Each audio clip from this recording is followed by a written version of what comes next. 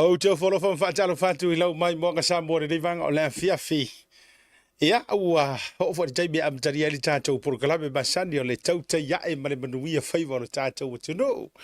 TAUTAI A'E ma le malo, TAUTAI A'E ma le fia le anga le lei o le tatou ma te sili le lange ina wo tausi la sila mai wa amanta o nei lunga ula au kirisimasi ma uteu ngo moli kirisimasi.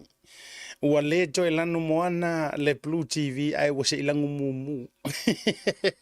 Lanu o le kirisimasi. Au tato ia ile nei soko fua le amatalia foi o tiute ma faiva fe au foi manga luenga. Ia I matou ia tu motu nei e faitau I la so nga fua le nei. Ia I happy Sundays to all the Americanos. Ila to umolo mafuta ma America, Hawaii, ma America Samoa. Manuia le tau sapati sa fianga ye foi ia I le nei so wa foi sauni nga lotu ila tau foi sa marangatu sauni nga le sapa ia le nei o le tua ina foi tunu ia fa malo antu leo langa tatalo ma leo langa filinga ile tu ai mo ma tau la vai usila au Italia sa mo ma Pacifica manisi o atu motu la foi o lo mato taimi fa tasi le nei taimi ke lope fa malo atu asiata afu ai la ua mau ai langa le o tatou ma te sili le langi o Yesu ke riso lea o lona suafa o leola fa mai na ua valo ia le perfecto Isaia le tusi pa ia I oe e whanau mai I oe mo I tatou le tama e fo ina mai mo I tatou le antali a tatou o la nei vai tau le kirisimasi ona va ia leo le fe e mo ai o moli o kirisimasi o le emo malosi, o le emo tau pula pula, o le emo vanve, o le silo, o malava fe emo ai ma le fetangisi o longo. E tau mai ai, o le faa ilo, o le asoifua mai le mesia ilo na faa mana tuina. Ia, faa malo antula Samoa, e le neivanga o le afiafi, le tau au na fo ile neio asiata, fale malu, pio voliko.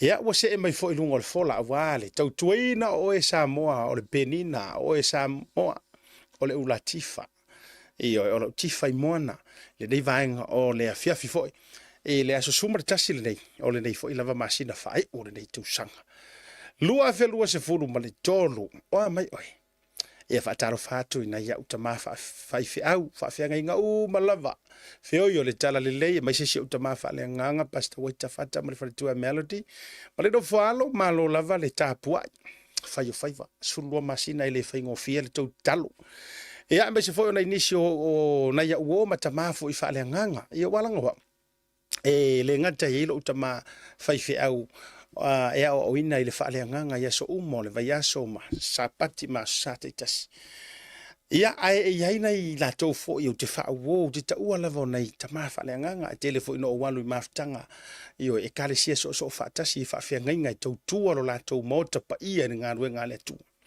e ala fo I la matou pito la au fa matai inisio maftanga mo le toila la fa malo pe yo sunga fa fe ngai tu nga mala filimoni ia reverend tole foa ia o le sunga fa fe ngai ia le new o le Anglican Church ia o masunu tumapu to ina malolo malo ia o le sunga ia mamea tanielu malolo malo foi fataro fatu foi sunga fa fenga ia mafala lima e fakasai o Tara ia tovia au mua io futa mai foi nga tailor sunga fa fenga ia malo sefo I loto ipoe Assemblies of God I Samoa ia nga ta foi leo le sunga fa fenga pasta tuliatu ila lo I flex mia I Hastings talo fatu ai sunga fa fenga pasta tagaloa sefo na Gateway ia nga ta foi leo ia o le sunga fa fenga ia Veni Marisa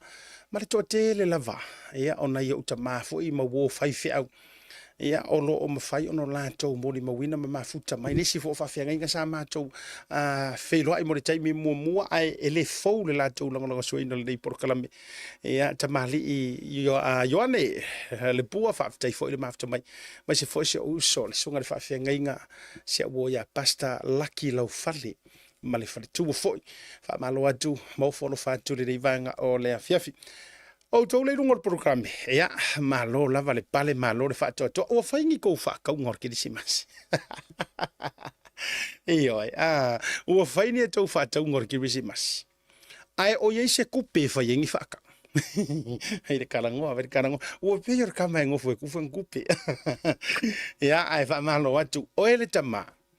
A fai wa e silafia ua le ai ma se kupe o iai ua umana e fa o ngai lo ilo tina. Aua e ke whakanga wha avivesi. Walanga hiri si ka mai whapenga la ngā miu. E ki ngā ngai loa ua le se tupe ua uma le leina omi omi masingi. Ua uma na inuai. Ua uma na mimita solo i le tele wana wo. Ale so se kala si ki ngā, so se kala si fale kua po si kausi. Pung ngai lunga. Sele ai.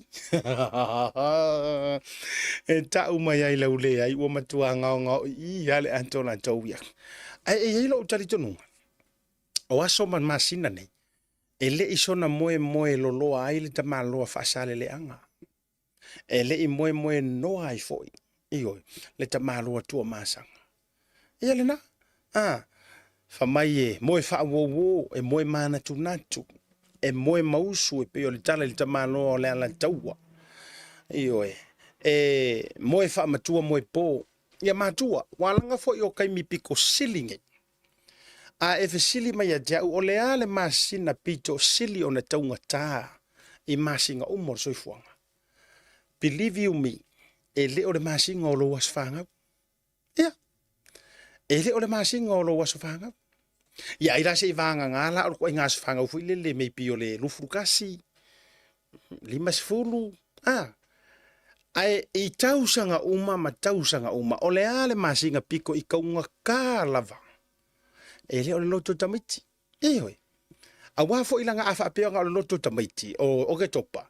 Ia are ko kere fo inga yo walo. E pau fo inga hartu pear. Afa pe fo lai leini na yo walo. Ia e rongo minga i feo lo asinga sefe. Afa ai fai mai o le sauti nao me e le ai. Ia wafo inga rei. Kai kasi aka ki ngā pe kai rua fo i oro ki ngā mara ki ngā oro koru. Ia kolu ro e ki ngā o loutu o rua. Ia mo ia la ili mama fateli. Ai a su e se masina pito i taunga tā. O le masinga ngeo kirisimasi. O te se ma fua i sea. Le angai a maka mai lau porokalame. E le ngaka o mea lofa mo le whanau. O mea lofa mo matua. O mea lofa mo o break up of whai ngaruenga. O le kau o mori kirisimasi. O le keu winga o le lau kirisimasi. Oka okai. Whai ma le secret center. Ioi. Ke ia wong. Ioi, whapena. Ia ai whamalo atu. Awe te alo mai ei tūlanga ia.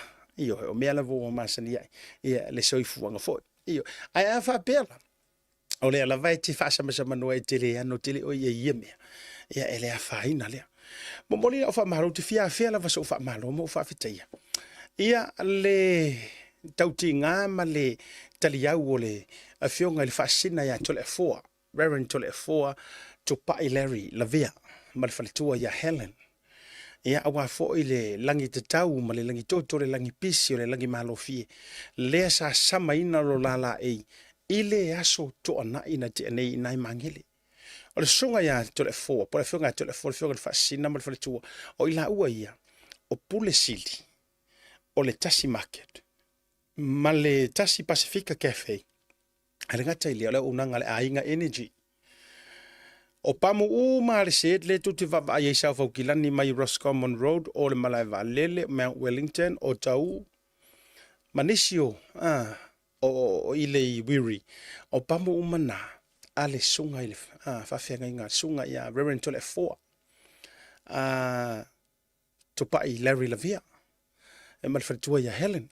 No wingo ila wo se fai business I longa jo no ni usila de nga tele ia ole la export mal import mai o tato o loa mai Samoa o mai ala nga kale la e mai la ngita o le fionga por sili ia o nanga nei po company te tele nei to no ni usila le la sa maina le to te sisila mai ai au le tele moli fa maloma fa te tele le to fa ma to favor ia tu lo ena so alo peti toma ia e me se foi o le sunga ya George ia mar sunga ya tipo la ua ia sa lima maina le ngā ruenga ia e to soina ia mar solo ina o le ngā ruenga au tau siosi ia mo le lua vai aso le sa fa nga solo mai ai le ngā ruenga ia whaaftai fo i lea tō wa mai ia tō mōra fo o le manga ia fo o mingi o sa manga pe am tanga ta tau watu fo fa fonga tinu e mai wa masangi wa kele aku kanga ka wa masangi ai ngai ro ia wala o fo ringa nei to te tala tala no ku sala penga maka e ke uso ku pi fa u pi feika ia o e mai nga wa ve o ma wo ma mai ma wo fa pele fo e te masani ai la vai fo ringo isi ma ila to ai wa ta wala vai nga le o mana tu fa malo fa te tere la il to major sponsor le ia le sunga fa fenga ia to le forma fa tu ia Helen ia le Tasi Market major sponsor le to Blue TV a mese ne pokola mo te te ia mori fa malo mo fa te tele fa te fo iniso tatu company na longo sua le Pacific Family Health Group le ngata fo ile o le Digicel la Pacifica Pacific 40 ma le talo fa voucher le ngata le o le PacificEzy money transfer ia o le Sanita Hotel ia le ngata fo ile o le Samoa Tourism Authority ma le lato fo o nanga le say Oriana i Samoa fa titile ile lango suina o tato proklame ile aso ma le aso tato tu malonga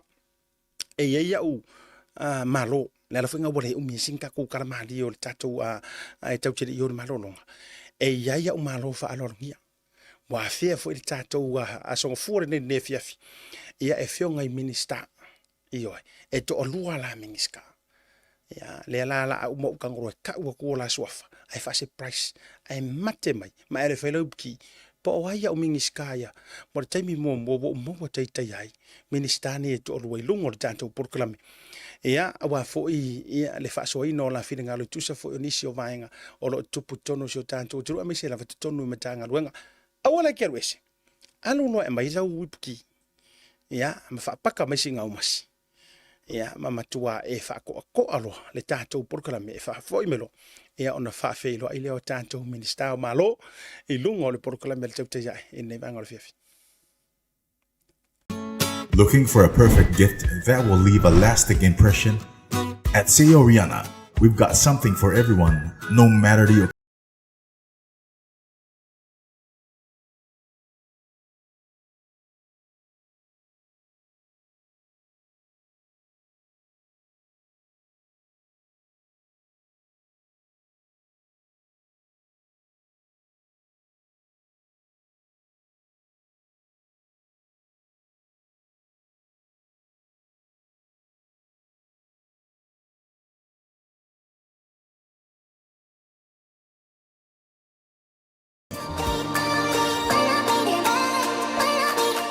So, whether it's a birthday, anniversary, wedding, or just because, our dedicated staff is here to assist you in finding the perfect gift, ensuring a stress-free shopping experience. Discover the joy of giving at Oriana by Till. Every gift has its own story.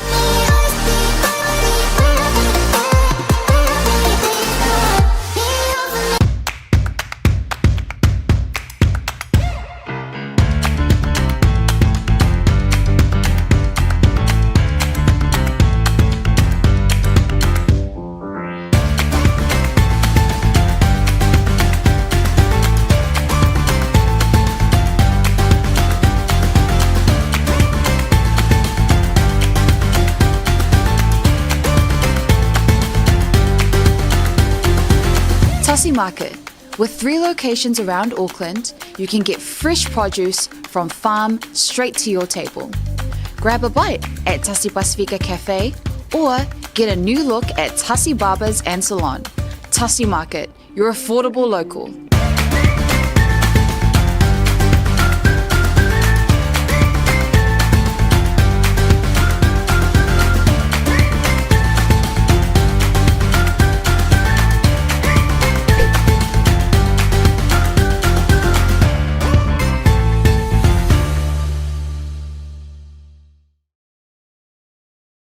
fia le PacificEzy whaelo atu lada whabitoa le Keresimasi male tausang fo mo ainga umo Samoa. E lima se fulu whaelonga tupe ta i lua se lau ta lau saunia mo ana paanga. Lua se fulima whaelonga mo ainga i Samoa, lua se fulima whaelonga i New Zealand. E se ina whaelonga se fulu i aso to na i te tasi. Download le PacificEzy mobile app i lau telefoni lafua iau seleni. E lima ta la le fi o le nei whabitoa. Whaonga le direct transfer bea whai wa yei lau PacificEzy membership card. Ai inga whabitoa. A whai te malanga siasi Samoa mo miesta male mautotongi. Awane ngalo le tātou whainga paanga male mo ana rentals. Mo nisi whamtalanga wala au le telefoni o Valuselau o Tasi ono po Aukilani i le lua fitu ono fitu iwa fitu wha. Manu ia tele lava le Keresimasi mane tausang fōi a inga umo Samoa mai le pulenga mala whainga ruenga a le PacificEzy money transfer.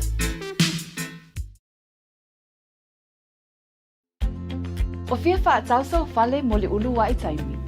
O iesau Kiwi Saver, ma e sila fia ina o na i tūle lei. Ai fia maua se whautuanga le lei mo mata upu tau teo ngā tupe, insurance, po o Kiwi Saver foi. Whaafe e so o tai, e au nanga ale Afi Advisors mo se whaatalatala noanga. Meli mai i le Facebook Messenger a le Blue TV, lo suwafa ma le telefoni mo se whaatalatala noanga, ma anga vaai lo suwafa i se sei mo se telefoni fau o le ituainga o le iPhone. Text i le numera o lualua, ono iwa tasi, lima tasi o fitu, and be in the draw to win the latest iPhone this Christmas. E au te toi whawhira i atu le toi te liu mo i on proklami malo longa le rivanga o le fiafi. E peo na o whailo hantu le amatanga o le tātou proklami. E a o le aiaia u malo whaalo alongia. E lungo o le tātou proklami le amatanga fo i o le riva iaso. A so ngafua le nei aso suma le tasi ar masina o te sema. E a ele nei fo i tausanga. Lela o tau sira mai. E a o le o mātou whaatasi atu ma le vaa se lua. E se a maua whaakasi le vaa se lua le. Ioi. O le lako vaa se kōru. Ioi. Ia e la tau. Ia la. O le wale o ma mai lara ko kōru. Le are mo mai na vaa se lua. Le fio ngai le. Minister o mtaka ruenga le atu lua bisi fo yo. Pisinisi ma la mnuia sa. Avea minister fo. Ia. Va ia fo ia tātou ngaruenga whawhaitaimi ma tūlanga wa iai i le amatanga mo il paenga. I le toi tau whailoina le fionga ia le tino. Wayne whaumuina ia e lungo le tātou proklame le ngata ilea. Ia o le ua tāo tolua tai mama tila whainga pio le tala le masanga pi lua. Ia e le tama whaasau sau le ala tau le fionga ia olo a foa fiti va ayo yore minister o ngā luenga. Tele tono si o tātou tunu. Ia le o tono le studio le tātou Blue TV a meisio le proklame le tau te ia e ni manga le fiofi. O folofa mwhataro whātu le lua vase lua. Ia mata mai ena o fionga le tupu fia po lau fionga ai lau tofale tinu ma lona soi folau. Fa malo fo ila fionga siata. After o le fo sia so le to e filo ai. E na na fia fa ma na ma tu lo to e mista o le tanga o le MCO po tanga o ala pisinisi ma la malaipa. O le tanga o para tonga tu mo tien malo po le Ministry of Public Enterprise. Ia talo na umale tātou fe tuk na inga o le tātou kapineta. Ia lela wo ia te minei. Ia e whatalo whatu lau fionga o le fo ia so le i toi whilo. O le umila le o le tātou waravalanga le ua le mautonu wai roi minister ua malawa fionga. Aru mea siri whawhitai o le vavai atua le o le e au ina suru o le masina e rosuifu. Ia, o le alava. Ia, tele lava e le mo voisefso ta inga i vai te mi o le. Io musi o pisi su e ngose, ma le ama te i ma le fionga le pista. Ia o le aia po i ma te tapu ai mai o whaiva. Ai no po ko ai pankeke e se amisi ki no misa. Aro e se tangata te fsidi. Anga fsidi sa o mai a o lo ia o famtala tu o le nyengi usila. E o po nga saua nyengi usila le ko la ko le a ko ke. O fa fonga le la e mo ka. Ia se taimi fa la tele ni si o mata upu matulanga fa talo fa ila ufion mista o ngā nuenga. Ia to fa o lo fo fiti va ai ni vanga fifi. Ia se fo manui e lau talenga i le vai tima le vai malai. Ia po lau talenga fo i matua le o kai ku malo a la taua. Ia malo se fo o lengo fa longo aku e sa ngoa mai fikalai fa pe o kaunga mako kolu i. Fa maruru aku. O ma fiu e suela uti. O alu ngai aso o masu e la uli o kere pe ala uli o fesanga road show se meo I a le o blockhouse pay o ya vendei o po fese po o po ila a fa fonga mai la uli le sue oi a o ke lo inga po ila lo Hamilton le o e o o te masalo sano a o to ko ro ia ia lenga le yo le tua ia wa vai se unga fo ia so ta te le ia ole pisila ia misi lenga e longo fia mingi ska o lai matua tele nga ruenga matanga ruenga o lai faki o se fo mo mengia vango balanga o le ai tele no inu itua misi fo fa tulanga nga program ai o mai sia si o tatu butulu o na ufa fisilia tua misi o tatu butulu o misi fo fa nga malanga mai o mo me o misi o tatu butulu I Samoa Olo manuia lava le tatou whainga malo lo fionga. Ia o lei nei New Zealand ia te mai te pāmia sa tua fo mo fontanga. Ia pena foi le fionga ia olo. Ia o le no sau te asiasi mai nei New Zealand. E voi nei appointments mal forma. Ia le wala ia na mato ia umai nei New Zealand. Ia ai o te fo ila stona. Ia wanga fo ile avano wa taunu mai nei. Ia le umau mai marauri ia to ruai nei. Ia le ngata ile ia le fo nei le fionga te mai te pan. Ia le fo la umau ai se filo inga. Ia e masalo po ta au tu ta apitam. Ia ona ma no fo ile ngai mai te pan bia. Ia mo to sa ni sa mo le sto nai.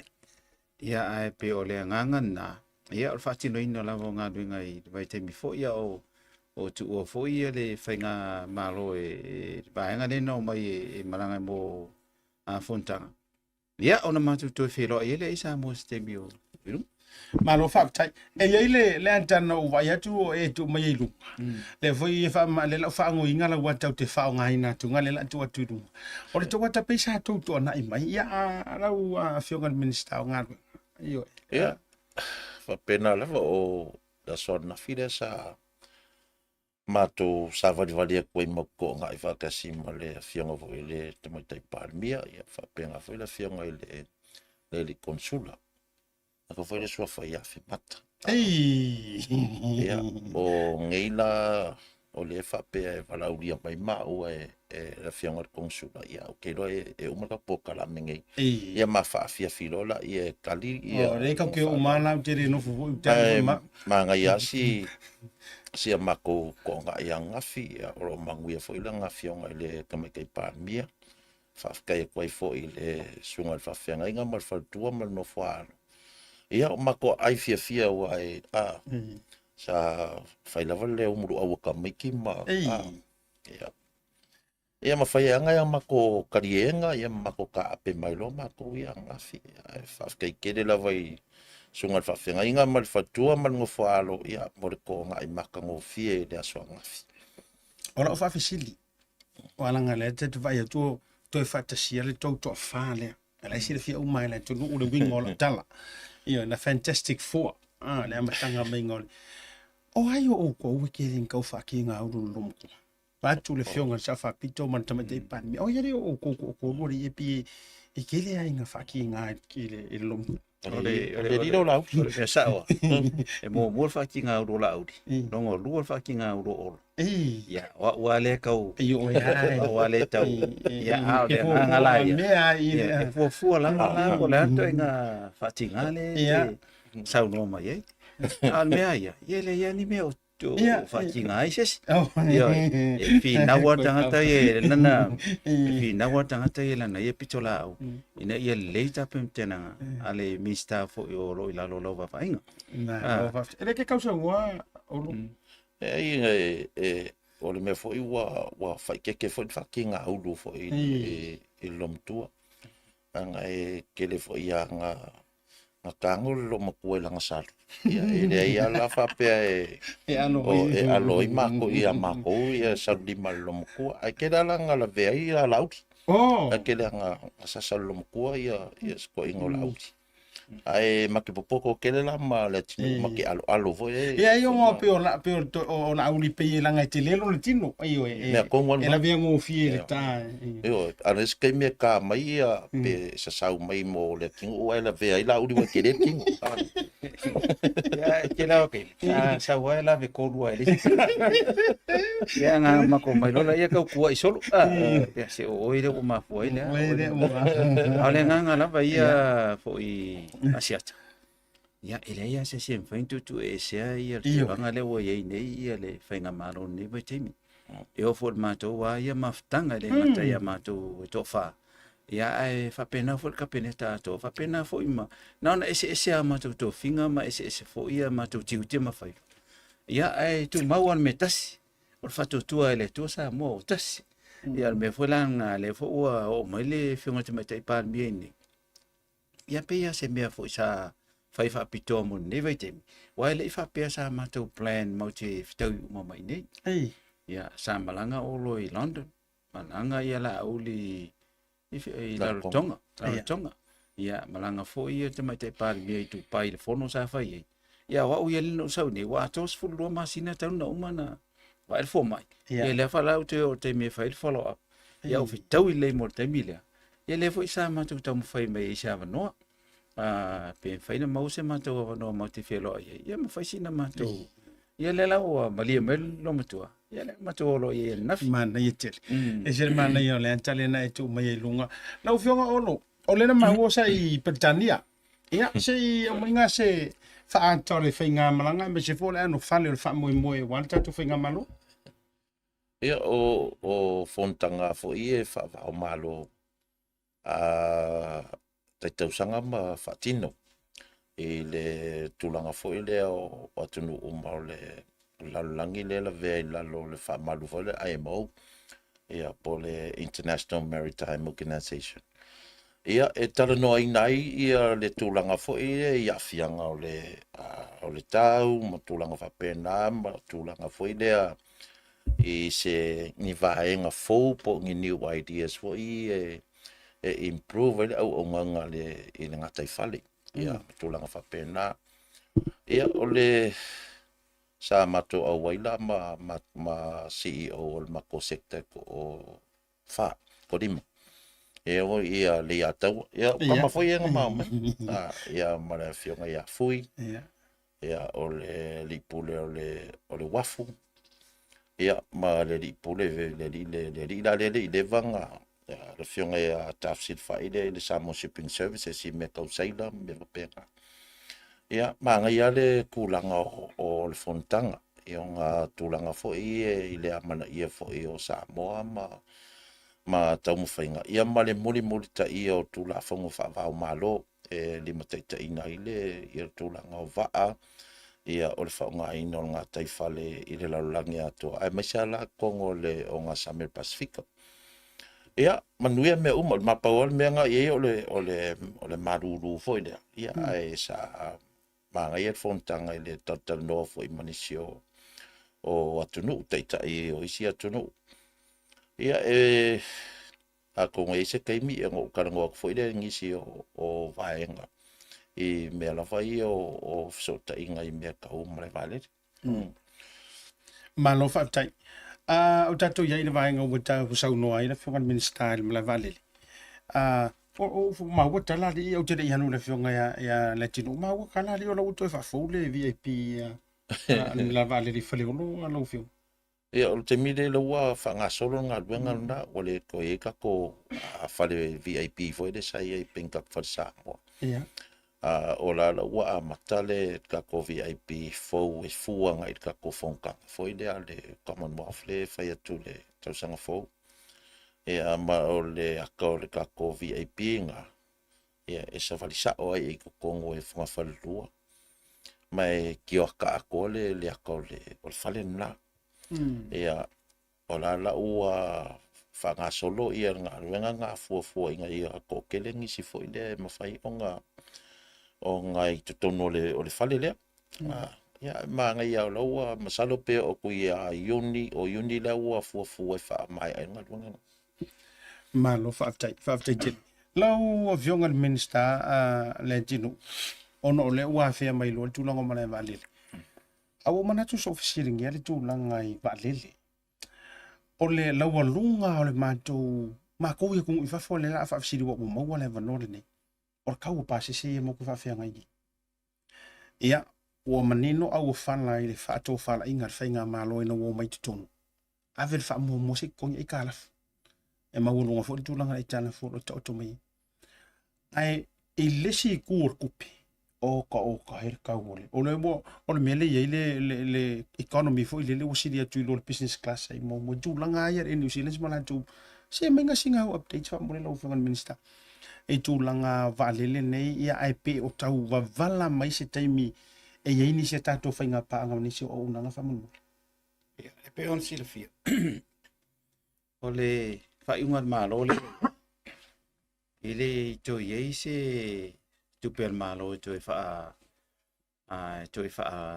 fo ia ese mai mo se valele a fa pe o man na o Samoa Airways I company valele su ela Samoa Airways le me fatino ia valele nei ia le o mautur fina ngalo malo ele to e mai ela tu se valele ai o valele ia na ye na o valele lisia ia na ye ia na te silfia tai se lau miliona me lisia I valele nei tu la se situ ele mafai le tato company valele ona lisi se valele pe fa tau se valele po le ale tu langa fa pena ye ale va yaso lente nei sa ye company na o tu Samoa sa fa tanoanga man Samoa Airways is a partnership mo le company valele o le ala wa ave ye le fa tangana le kapeneta ile special committee le Samoa Airways ina ia ta ngofia fa tanoanga ta po mal company le o lesi mea sa ye mo wa lesa mato felo I male polenga le company vale le Fiji Airways sa mato felo I Samoa ia sa felo I fo mo te pan bi na te o lea ua malia yela ye nga ola mai le mele ta o coach sharing ina ia mafai ona mawani ta to no foi lungo le Fiji Airways ise mea lo malanga ye o te milani fata nonga le fai te mine o le o feu tanga I malisi company le o company la le o le o la to fofuanga e mai ngi proposal e provide mai la to valile ia mafai se fata nonga mal Samoa Airways po le se tu langa e fai ona fati noi uma fata nonga ne on to e mai lola ia se fautuanga le kapeneta petalia peletalia po le me fa sanga e mo tu langa ye ia wa o te mia nei ele mafai anto e fati noi tatu se vale lefta umana matu 5 miliona ai tala fu nei mo ile malo e to tonger malo ia le tala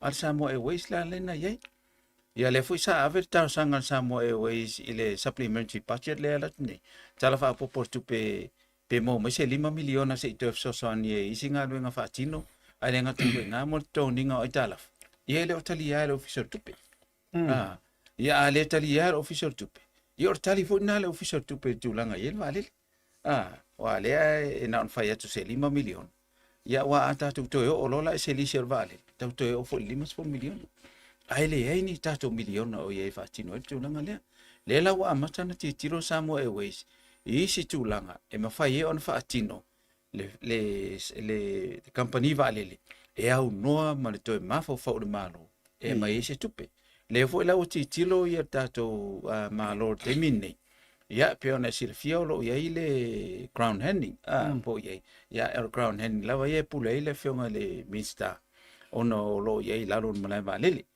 te mini ia lo fa sal la le crown handing ina ia mafai ona o ko tenda ku ia company lo ia te mini la fo to avele tawo fonga le company vale ina ia mafai pe ona fa tino per Samoa Airways o mea mo mai tupe ai lenga te foi lai le o lo ia foi tatu te mai vale le ia la lo domestic operations le anu ana tu po na me le foi on fatino tatu te mini ona e lai le o lai mo met profit po le ala la tele o profit mo mai te mai vale le e sa wa I ma to alu lai tala le ia ava pela o yese no te inga fo I o le tatu fainga malo to me se si vale ia e avela tono kapeneta ele fa yes finga lo se tas ia le me lava ia ele o ta tia mai le fina ngalo malo le to ye se tu pe to me malo fa tino i me ye o foi la le pasi se le pa u ya malila tasi la le me sa a walunga ye le tana fa tano nga le temi nei man company le o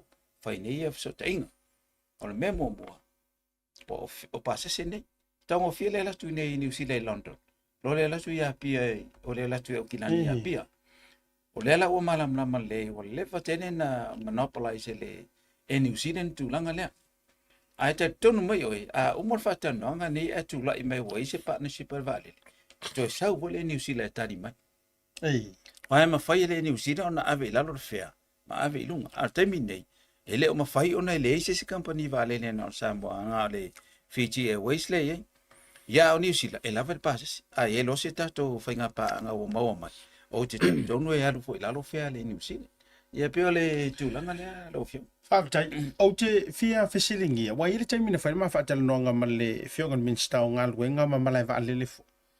Na tā ua isa na sau noanga ia se whilo inga na whaia ma le vaenga le Emirates.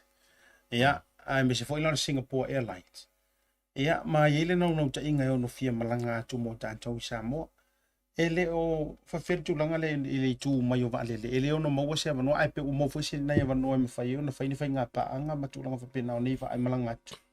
ia o lo ye inga le service agreement le te tau on fatino le whionga i le minsta ia olo ia ma te pona whaatata no ma le mitanga luenga le pai whafod maro ina ia mwhaina o ngatasi matulanga i olo iai la ave lava le avanoa ia le fwisi i umasau no ia le whionga le minsta o for your aviation i le tūlanga lea o te tautonu ia e ave lava le avanoa e po ia fia le tu Samoa o te tautonu e whaina ave iei le whatangana na ia pia mo fu ini lo longa wa ele fa pia lo se tatu tupe ma o tatu tupe pia o te mio mai increase e fole i lunga le o ngā luenga fa wa so se va le lava la tu Samoa e maua ia le ngā luenga fo e Samoa e wesi te mine ia o na to fatino ina ia se tani mai le fia mi sta le tulanga Ja, nou weer minsta. Ia ke kongu lava o se la asanga le leile mo le kako airline o le silsila pe fo o nga saunga le fionga le mista o silsila I kulanga ia whainga paanga e amakai e se kaimi o nga po se kaimi o luma ua mawhai o nga kako mawhainga lisi aku se vale le ua lava sanga vaenga kupe fo ele iai ia ole whakaika inga lava ole kaimirenga ua luenga I Longkonga.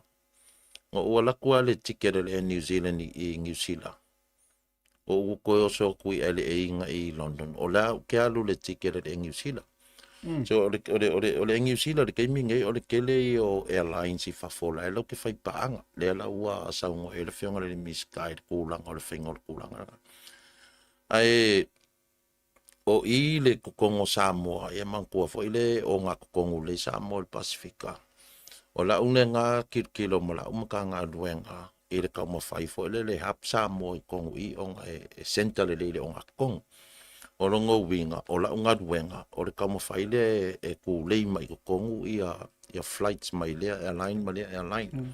O le kele fo ngai ma whai o ngā whai ngofienga o I au ka whai isia kongo le Pasifika ia a mese la walai kulis. Ele ngaka fo igi ka koka ngaka hangu olo o papa au isia kungu ia o le kulis fa ka ingala ukala asiata ngo o waku lunga I Samoa walu lalo I o saunge New Zealand olo walunga lai ele o kero o ko ele mai au ko kolosi lunga ka ko kungu e manko o le route nga o laku lalo walu lalo I ngei au kilangi ia ngo koe lele e koe sa wal vale le kolosi lungo Samoa luaku ole koe ngā mea nga o le kilo kau ke sau vinga le mea lea ia sau ai Samoa pe sau mai ale sau a Afi Samoa lalo I au kilangi pe o ngai mafaufaunga nga o iei ia le maua ngā mea ngā male whenga niska o le o kako airline. Ma lo whakatai. O ke roa te le statou talai nei me I whemalanga inga. E walanga te lo umo le o te tala pōra se matula. O te lea I la tau whia malanga tu tunu si tātou tunu. Ai ale vaenga le Qantas lau fungan minister. Ai do mo ni ava noa foi le Paul vang foi le Jet Stars mai si company vale le pitau la kala ka pia tu Samoa. I tati le Emirates mai si so vaenga wai pitau. E do tau mo ni ava noa fia malanga tu isu tatu tu. Ia mantua foi o le sai ta to fa nga pa anga foi ma le Virgin. Ia. Le si foi company Australian na ye. Bona company na fain fia no mai ta to fa nga malo fut na vai te. Na ye fa ni ye nga le sa le ye nga sa fai. Ye le manatu fo le fa nga malo na ye na vai te. O fa nga le Virgin. Ye le profit le ta to mai a pia mai au kilani ia ma Australia. Ia mai na si te mai vai nga mata to ai ave o mai la to le tupe tongila to italaf. Ia o fa mananga fa manana ina le na ele fiunga par mi sa ye na vai te na la yo no ese. Ona ele le tupe mau. Ai le o lava profit le mai ata to. Ia na ave lola yo tupe na tongi italaf ia fa matalanga na ye na la ina le mafua na fa wau ye le fa nga pa anga le. O Qantas o le Virgin foi le o toi atu. Ia, a fa pe toi foi le Virgin. Ia lo no winga wa toi foi ia le melesa toi mo mo. O le Qantas. O te le o lo tele pe ese fia tan no mai le Qantas e tato fai na malo te mine e winga i le valele. Ai ma fai foi ona tu ia la manoa. Tai pe o le manoa le wa a fa tan no mai ia le Fiji Airways. Ia. Ia, tawana a matas whatanonga i se vaenga, pe a mata le Samoa Airways, pe a mata le Qantas. O le whawhetai o le Fiji Airways, o tan no mai, a le tungtungi e taraf. O la lai maram le ar Fiji Airways, e le isi tātou tupe. Ia, o isi vaenga i la vea ai la le Qantas, ma le isi vaenga le o mai te mine. Ma lama le vaenga na, i le tūlanga le i tātou e le isi tupe. Ma o le foi tau tongi e talaf. A o mai nei lai fai paanga mai mtato. E ele mea whaanga le pe popole. Pe te ola vea tu mtato i o le ai talafu lai o. A pe nao mata i a kampani e whatan no te minei. Fefe i la vea tu i malato. I le whale tonu le sa iei. I al mea fui la ngai whangata ia. Ora foi te fieta no tangata lai ese tupi. A te le fieta no tangata le ese tupi. Ai me se apea whapea o lasa ngau. E pau mea o le laki e tatou Samoa Airways, la e pipi e ia le ingo Samoa. Ma le si mea, o la e pipi ia e le tatou whainga malo i Samoa. Ia malo la le te minei, e se manwhai te te mea ngau. E se voi manwhai te te momo ai talaf. Le ata luana o tu, e le tu e whien tatou ai talaf tele. Le fo utau fiofia malo ai talaf wa isi fo i whala tonga malo ye whai ere government guarantee te mine. Longo winga, o le fofuanga na whainga malo fast le iei. Tau te leo toi fieta noa i ni mea ngau. Leanga fo i o lau fionga, o tupea oe, tupea au, tupea la Samoa atoa, i le ngata i nei, ala fo i Samoa. Ola se temi e tau te le whai nai o inga ma le fuafua ai ngā werku. Kusa ua, mātou le malo, e whai mātou whai unga. E a fia o mai ia le tangata Samoa. Ia, mau te le toi fia ola, toi whare ngau le ala ufionga. A le ai, sa ili a wala tua, ina i mwhai o tatou mo, a tatou on sa i temi nei. Ia, le vaale New Zealand le ia ma le vaa fo e Fiji. Malo vaftai, la whau au e lau whaafisili tu saile ngau le usau noa i le whiungan minister. Pea mai a tatou manolonga nei.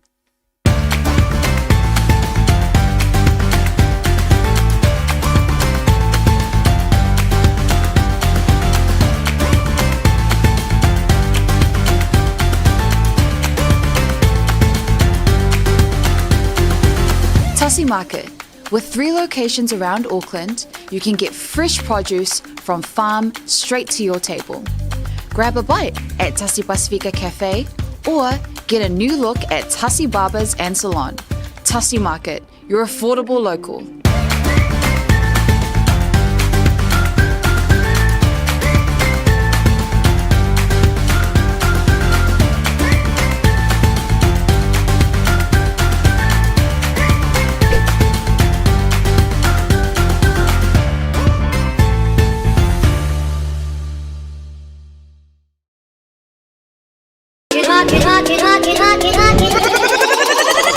Let's go now.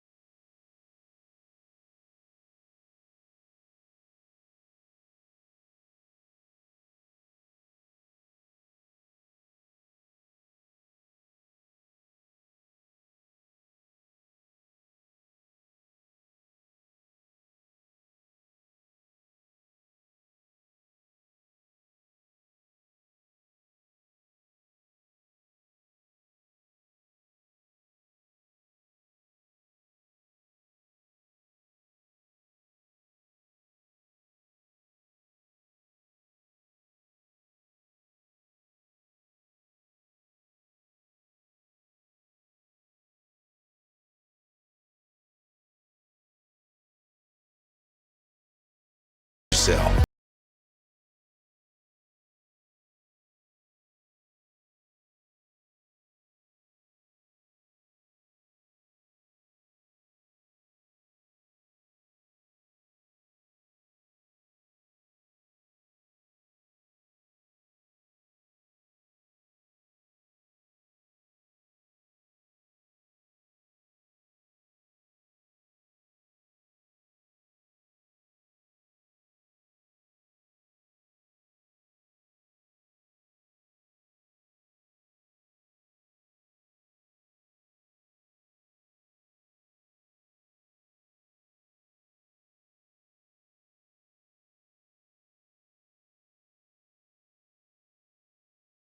Tali uman proklami mano longa livanga o le fiafia o mau man tau wa ma fionga i minista nei. Ia o tatou whainga malo i Samoa le fionga ia por tofa ia le tiru le fionga fa muina ia me se fo i o le tofa ia olo fo fitiva ai por le fionga fonti. E ia ko fa visili o ki visili ko la vai lo fionga le minska le tiru ia ki ro fe mos fa poponga le tofa ia olo. O le upu lava le ngai nga maka mai lava o launga inga le upu ngai wangau. Ia le kako e Samoa Airways. O te lera i te alafu wangau. Kai se au wangau wai. Wa a fua nge ia. Ole mangurau ki mare wha moe moenga ngi o ngi makanga ruenga. Inga ia ngau whapea. Ai e fia fo ngi makanga ruenga ngau. Ai la tatou amatai antula ile upu alanga o le pia matira tila ma le upu nei a ver Samoa Airways. Ole ngau. Why? I say I won't know. If I get someone, what is selfish so ngi for ide. Okay. Well, e le upufanga le we live within our means. O longo winga. Ia tatou wola I lungo me mawhai on tatou maua. Ai le mwhi on tatou wola whaalango I lungo se me tau te leo maua. Mali. O le memo mua lava. E le mawhai e tatou on lisi ni valele. Awa o valele e whaisi na tangata o lisi. O tatou destination, sa promote tatou le destination o Samoa. E whaonga ila le tupe Samoa e promote ai. E leila se senga mar tupe le alu le tourisi. Samoa Tourism Authority. Le ave promote e tatou tunu I fafu. Ia na mai lola I o le vaalele. E taung fai e promote le destination. O le mea la watupu. Ia, o vave le tatou walu e whaatino le mele a mai ele vaalele. Ai fua ele tupe maua, ma le tupe o fua ele operations, e leo fitaui. Ia whaapopolo e matutongi o tangata whainga, venga pēna sila fia fu isa e le pule sa e le Samoa Airways I te mina. E tongi tolu se la wafi e tau sanga. E lona winga. E te le la le mea e tupu. Ia, e tasi la le mea o lo ofsosoani ngau. Ia ele ngata fo ila le I tūlanga whapea. Or whaatino ino ngā ruinga company vālele nei nā vai teimi. Mantua le na o merisi vaalenga mai o le Ke na mai o se mea e o le a mai whaatasi ia i le vālele, mai mal pensini le vālele, a mai e male a vālele, a mai ma teino le vālele. Malindo. Malindo. Malindo. Malindo. Ia, ele ma whaine whatino ina, a lai e tatu tangata i Samoa, whatino ina. A wharau lawe, o ai e inga sa whaile vai te mina, o ai e inga ina i ma whaia ona lele le vālele. Ma latu pei Samoa, tai pela mele tau te mana o iei, a misi tatu vālele, misi tatu vālele. Ai o tio lai ena whai tu o le tūranga na, e ti ngā ngai loa o matua leftau ia, ala e whaia, e ti tiro mai lele atu vālele. Ma nai ale au le leo o le ata lai tusi ai. Ma nai e foi le au le leo teini ala te te atu ai. Ai le e mai ale au le na, e tongi ele i tala fule wa, ma taun wha putu. O le mela na, wa halua ia, ti ngā ngau, ia o mai le māloto e whatu le stup, o mai le māloto e whatu le stup, o whaputu la tupe ia. O teimi o le mwhaina ton, o si alo Markoviti. O so alo Markoviti, ta pungi maporas. Ane e fau atu le si waalele lento e tawhi mai. Ana to e watu la le si waalele na, e responsible foi la whainga malon nei, i le ngau lea.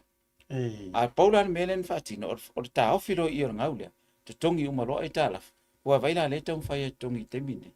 Le foi lau to e tarsanga me Samoa Airways, i le maloro supplementary budget e vaku se 5 milion. E le o tali ian means tau tupe male, tanga luenga tu. Le to e watu se 5 milion ai auto, ai sea, la lau te sila fia le leia. Ato e watu fo. Ia, a le lau fai mai tala, tau ma fai pe o tu Samoa Airways e tongi tau e tala. Le la tau ma fai e ala e tongi te mine. A mai fsa soani le al malai va lele. Il lato security levy. A mai ele 2 miliona. E fa tau ai la ia equipment ia al malai va lele. Ia le foi la uto e matan to fsa soangi mai. Ia ilunga la vortala tupe malo Samoa. Ai sia langa la e tau tortolo al te nei tato company va lele. Se tato tamo mo elele. Ia ona tau ia la io se tulanga fa pena. So lela wa utiro I fainga pa anga ia. Me whanga le whaanga le ngō Samoa, whaanga destination Samoa. Ia e tutongi mai e ista ngā te polofiti. Ia tātou, mor whaanga ino me ia. To i ngā strategy ngā leolo i te minei. Ia, whai pā ngā tu mawhiti. Le wawa uma na mātou tanoi fiti. Tātou tanoa. I le isa tu per Samoa Airways o i te minei. La fo lau mānam la mar Fiji Airways I tu langana. A e fo la nis company va le leo fo yo mai isi company e whaasor te mine. La lau te maram naman, leia leise tupe. That's the risk. O e voi take ya tātou te mine. Ai whawhetai nei company, o lo fia te no mai, tinga ngai loa, o lea mau te nofo I talaf. A la ve whaatino, la ve whaatano. Ia o le whamamanga, ngau a kongo isi si whamamanga, o lo yei o le. Mana ia le, e sau ponga, e wa leva fo, o leva nga veo tangata mata mai taimi parmene na foi vai taimi. O le mea ngā kupu. A peisa kilkilo lava ia le Samoa Airways o le whapea o le PacificEzy al malo. Ia ngā whaalangolango ia la ia I le whainga malo fo I le popoli e. E angau ako I ka ngofian malo o le lako kampangi. Ai mga ia la le keiminge I le kamwhai mai o le fionga le miska o le Samoa Airways. Na la ua whinga ngalo lava nga ia malanga ia kampangi o le Samoa Airways. E kuku la kou e ka ngofio o le saonga kongu la nga o le mea kaunga iek. Al whainga o fie ia o wanga o whalonga koe e whesidi pe I le mbeo le ngau. Man kua wea siata ma le whaafonga le atunu. A e fia ngau. Nga e lewa isau mea mamafa aku e ke kango si. A le mea ia. Ke kango e isau mea mama si. Ia nga ele ngau lea. O longa winga la lo whamakalanga le lau ke whai aku ia. E nga sira whiare le lava fo e whai ngā malo e whai asi ma mafo le mea lea. Ala ka ma whai ai si. O le mea la ngai mafo e nga ngau. Ai anga wa ai fo le whai le mō mai peo. Mea la lo whai ngai e le whionga le miska o valeri. Da wa amakang si mea mama fo le whaso sodo kua le. Nga duaku heavy weight. Si iai. O le kari ngā whesiri ngā. A whia ngau. Si isau me maf. Ai le fia ngau. Mai sa me ma, mai sa me ma si. Ai foi ma fa me la ele amo na amo ya. Wa ngau. Ngau me menga. O tantra no fa taila le o manino fa wa Samoa. Wa ngau fi siria le upula. Fa nga so lo la va fionga tai tai. Ya wa ole ngau a miso ai tala fuala ngau le pingi. Ona ia le tala. Ai wata wo ola lau fa aso le tulanga lea o le meo le so nga fai o se polo keki pe ka kango e tu mai upu fa ona po nei le fa ta o to le fioga ming skaling sa wang ni a ele fia ngau fa mala o venga o malai fa le nga fa ngai o i ani paka ki ave o ka sira nga wa ta tu tara no nei la wa ma fu ngai ngo ka fa ku ngau pe o po mai mbau ya na le upu o fa ma fa le nga ve a to tele o tua o le wafu le nai sa tu o le sa fa to fa inga fa ngo nei poro ki wa lo fionga mista o nga luen anga e yai le foi le nga kai mi o le mingiska ai ava ko inga pro ki fa pengi o le ala fa inga fa ye to inga Ya, o kakango ia amakan mulai vale le sector o ki ave. Ka kaulava o nga makua I fai le se study fo idea. Po le arko inga ku pe mo le tunu I le location le lo ave ai. O ko ni ko kulanga fa penga. E ke ula mala kilo I le fa pisingisi. E le se fai pisingisi go kongba ko ke lo fa pisingisi le kongor kaulang. Fika la ia I fa pe e fa ngadva le o sa va I me fa penga o ko kuila. Ai o ko ai ki ave. Ai longa se fe pisingi se fi fa nga merga. So kasila nga o ama keki amalai va lele. Po fe me o le yede ma keki. E dise ma keki ko le ki ave. Nga ko kongor kaulanga la leng ko kala nga I ka ko malai va lele le fangari. E a pe ka yange. O le vo ye le fu nga I o nga masalo a ka kongula va makange pe o nga fa kingo ia fa sanga solongo polo kikia le kako malo si fa kisi le la le a makai kau sanga fo kako polo kiki fo I o soula me fa penga ia e manga o mia la se ele ke le fa kingoi o ngala le wo ma fo fa e fa kingoi va nga o meu soula ma meu le fa penga malo si anga me lam tulong ia o le kai mi voi la le ngai ale la foko a maka fo ko fele le ka ko va sa va mai fanga di ongo lo ka kala fanga di ia pe sa ese ma fo fonga va penga ki mo po fe pe se ma ke ki ko I on fa lo pising e va penga fo la o fa lo ke an fa kula a ka fa kula fa lo ko nga va le ka I ka le vale ri e pe la fa penga ma fo fongo o le o se economist foi le a fa lo la ya o le tinu o le economist ia e pe la o kulanga nga o le fa kingo o sa ki ko ia ola e fai la si kelenge ko male o nga le ngau al malo nga le wafu le e lo male vale o la kilo lo ka o feri fa ka ngale ia ma fai si ma me ke le nga ko e fai sa ki ko la ka ke le o ku pe o va un su milion nga ngau ko nga wow ia o le la wa ko e fa le ia se kasi o kampangi Samoa ka ko wa se fo yo kamadi yo ka ko ku fai pisingis le la wa ko e fa le ia le me foi le ko so va po le slipway o ke fo ia ku ngai masalo po le vai aso le ka kalai le ki nga enga le o fai I me le lo fai I o ko e fa le ia u mala va le civil transport le firma ya sala Leslie le la ko fa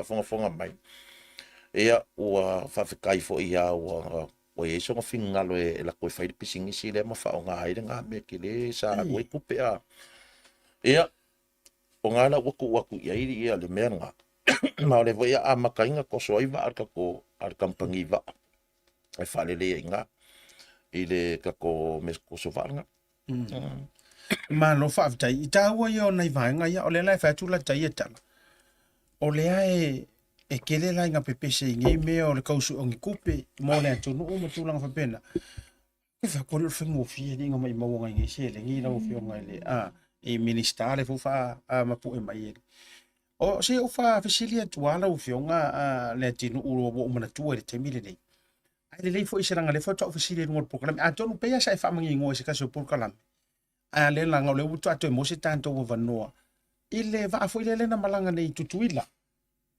le ya male sala le na au mai le na ta u fa pene o tele tala noa u itu atu ai o ke kala ngo ke focus lava u ile airlines male sala na u mai ole a tonu le tu ol vaenga le ala u fionga le no vai tu fa mi so fina ngalo fa tau fa sia na initial reporting to see for ya normal ta pa so fina ngalo ma tu no fa pena e fa na tau so no ile ma na ro tu tenor sa mo se va matan no e fa mama na ile mata pure ma fo anga o ma fo anga mo sala sa mo wes ma fo anga longa lua o le alu o le fionga de mista longa ngo de sipe mita ya I admit sa sala I admit e o le anga fa tinonga nga wenga aru lor tene le sa mo observa printless story ta waila ma fatan longa ne ai umanga print story de sia so I print mai e si tene fo ya sa mo observa ele fai mai o le wo fa ma tua ia dunga so ale pule ia na meta upu o tele admit fanga le o le mere wo tu ele isaura fatan no ngaru maka le so ale pule sa welola ia mal story le me foi la le ngai leti le fai tau tene le sa mo observa o le story le stene sa mo observa ia le la sa o fai atu sorry me la le ngai no fo ar tu sita ale le fesidi ele fatan noin ai fesidi foi la cosinia report le nga mata no o le nga lava ia sa ile taimina it's tawana sala ia Samoa Airways ita ia fitala Amerika o mai lua wa to lua tangata na o tuila o to tasi na alu ele se permita o to lua o le si tangata na alu fa ngalo passport New Zealand ai tawa na apply pe mo le permita i tuila sala lo ia sitinale na alu passport New Zealand ile afe tala ai to fa pa u mer sala le al mista lang ile lima sala tala awo mtua ia afia ia la le vano malo Samoa man malo tuila ona fa pe o le wa ala o tua ta Samoa ia ai mai se o le ala o tua i mal mista lang ia al me sa wa ia wa ustai de tene le company vale le Samoa Airways ile fa ia to mista o ia langa o il mista lang o ia langa visa o langa permita ai le permit to a o tu tuila to ai lo ia se me ia ana fa pela sia ki le le tene le permit tu sa pe fa mai ola ia sia ki pe okay ele I got you ona wa mua ona pe wa avela na fatu tuanga ile upura o mai la ia wa avel fatu tuanga o le mista lang wa avel fatu tuanga il passport mo le alwai le la fa pe ia esa wala ia le sa po waia por palmia por le armalo por mista po waia ita tawan tapa po ese visa pe al New Zealand pe al Australia pe al Fair tawan tapa le permita ya o le tapa la o sta itala le o fai mai le la wa le ma fu ia pe o le tulanga na ya o ta pule we termine ya la wa fai fina ngalo te mai tai palmia ya o mai fo i man ta o e yaila ni tu o pata tua ile vale a fa malo po la usa ngata na sala ia sort out lo nga ile ko yingi so nga tua America Samoa to ia fa pena fa tanto mfaina e sa uno vanga le ia na tu si mai le lo ia si le tu ila ia fa to ese tu ia ia o lo ia fa to ese a me ta wana ia o dia kama lo la yang sala ia mela nan tu ia tu si mai ia le lo ia sili ia o fa to ese atu ia tu si o le tamai tai palmia ia talia tu ia vai fafo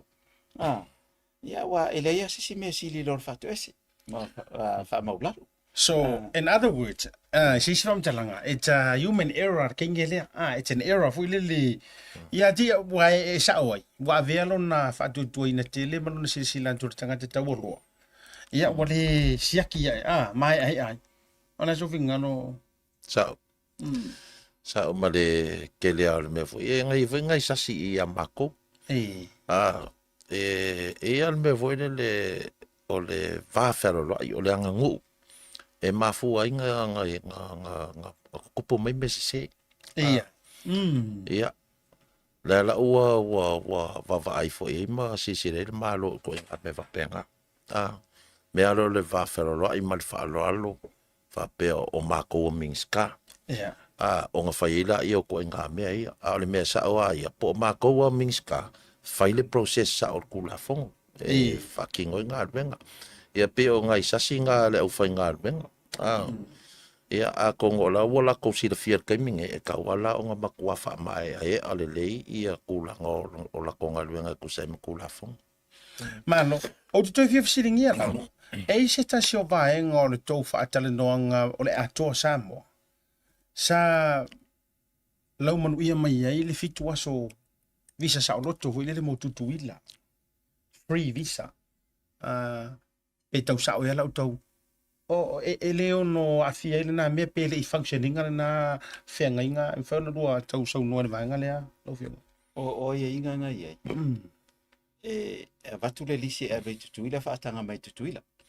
Okay. Ai le whapea ngaro fioso ai rungo le valele e oso rungo le valele e ar. Okay. E le process. E watu uma me i ave o tutuila. Ia okay. O mailan to fiele me to fiele. Te peo mene na i. Ia. Pese kota. Na ave to varus furu. Varu fa. Ai o varus le varu fa. Toi foi mar varus furu. E suer to fa. Ia le foi la o e foi la tu langa fa pena. Ia le o la vale e ai le fa pea. E na lo fiaro ai tutuila pule o te mitea. E ia le process la. E te alu i ave lo swafa i fa tarsanga yo le eti fa pe mere eti ia afio mai. E to varus furu le. Ia to o mai. Ele ia la fa pena me lento. Wa anta to waru process na. Ia ele ia se mea faina. Al mela le o lo la toa e maso dungal vale le ia. Ia perturanga. Ona ofisili le vaenga le. Va tu lo foi ono le tele wa o le fuka mo le se mo ke fisili ko ia di ya do fio. E ile to vaenga foi le tu langa tau diplomatic. E faina e sa no mai wa ele ki den so mamla mai na no ofisili atu. Ele mafai ai ona afea nei vaenga nei pe ni to la lufa Britannia with entitlement or there's another best work described by lito inga ele me faina pala ye lito inga tulanga le fa diplomatic ina tulanga visa ya fa faina e fa boy ke le foi ai ro tu simin fa pe mai ya sa kawa fa nga vanga en faina e fa mam lamar vanga le Paual me tau di elau diplomatic passport. Lo sau New Zealand la fa singo mai le lenga. Diplomatic passport dalu i. Ala la ki savali i diplomatic le. Ala wa to umar process o me sound. Paual me ole ava no em faina vavenga process oi. ia Pe afa pe o usta ia uma ia process le. Ole diplomatic passport fo ia mo sila fia le man na mele fo nga ya olo. Fa ngai lungo malanga fa almano. A mesiala ia malanga fo ia malanga i minsta. Wa ave lau tarsanga kabineta pe arun minsta. Ia mai le warrant le ar malo e te aru se ai. ia Pe te aru lau personal travel pe te aru travel fa malo. Ia mai le warrant le e okay e la lo travel. Au mato e tawana e lau normal passport te aru ai. Te aru de travel diplomatic ia e vai te min mai e maolo i le vai te min nao e ile fenga malo tua. Ma auto fa fo i ma passport diplomatic. E vai fonga fitala ina vai te. Ala meu ya ko fa fo ya ko le fa nga. Ko sa wa mai.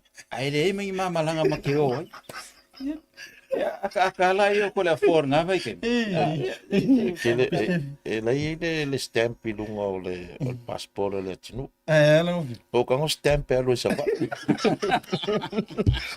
Ke lo. Ya oringanga nga kai ma diplomatic pass. Ma ko yo ko fa fo. Arma ma fa yor ka No fio ngale konftale. Ve me fa kale ko ngo ko le fo. Ko fa fo ya ko lo passport le. Sia. Mai mo ke me ke o i ma ke le o ai me. Ai ke ro vai ke milanga e fai le fio nga nga fo. Nga fo ya ri o. O ya nga ke fa ama po po malanga ma no. E o i fa. Ama o kuma olo makfea ku pe singa malanga ma ro. Ele o ro ke le o se me nga o ro opposition. oh Yo kala le ke mai kauar vai ke minga Ia ko ya bela yo la ko passport na umoro kuri ma o ma ko aku ya pa pe kai le o ma il ma so o kai ro ile nga diplomat ai ke le nga la i lo ka ngoi fosi ke alu pe le so visa po se pemi Al me yang mo no stamp of ya. Ano sa wa ile ule immigration alu sa wa. Kala ile stamp il passport na latino nga il painga ke. Ole alu sa wa mat ko fo. Ai wa tatu tara no na wa ma na yesi vanga ni. Ole kele ole mato mai tau. I malanga i malo fa. E kele di ka ko ri kuanga i malanga. Tatu no winga tara mo finga malo la le lei. Malanga la ka ke vai ku. E te tere tau nei minga. Ala e mo o nei jona poe ko yangi me o lilo ole ai post mai le lo government pages, ministry pages ha.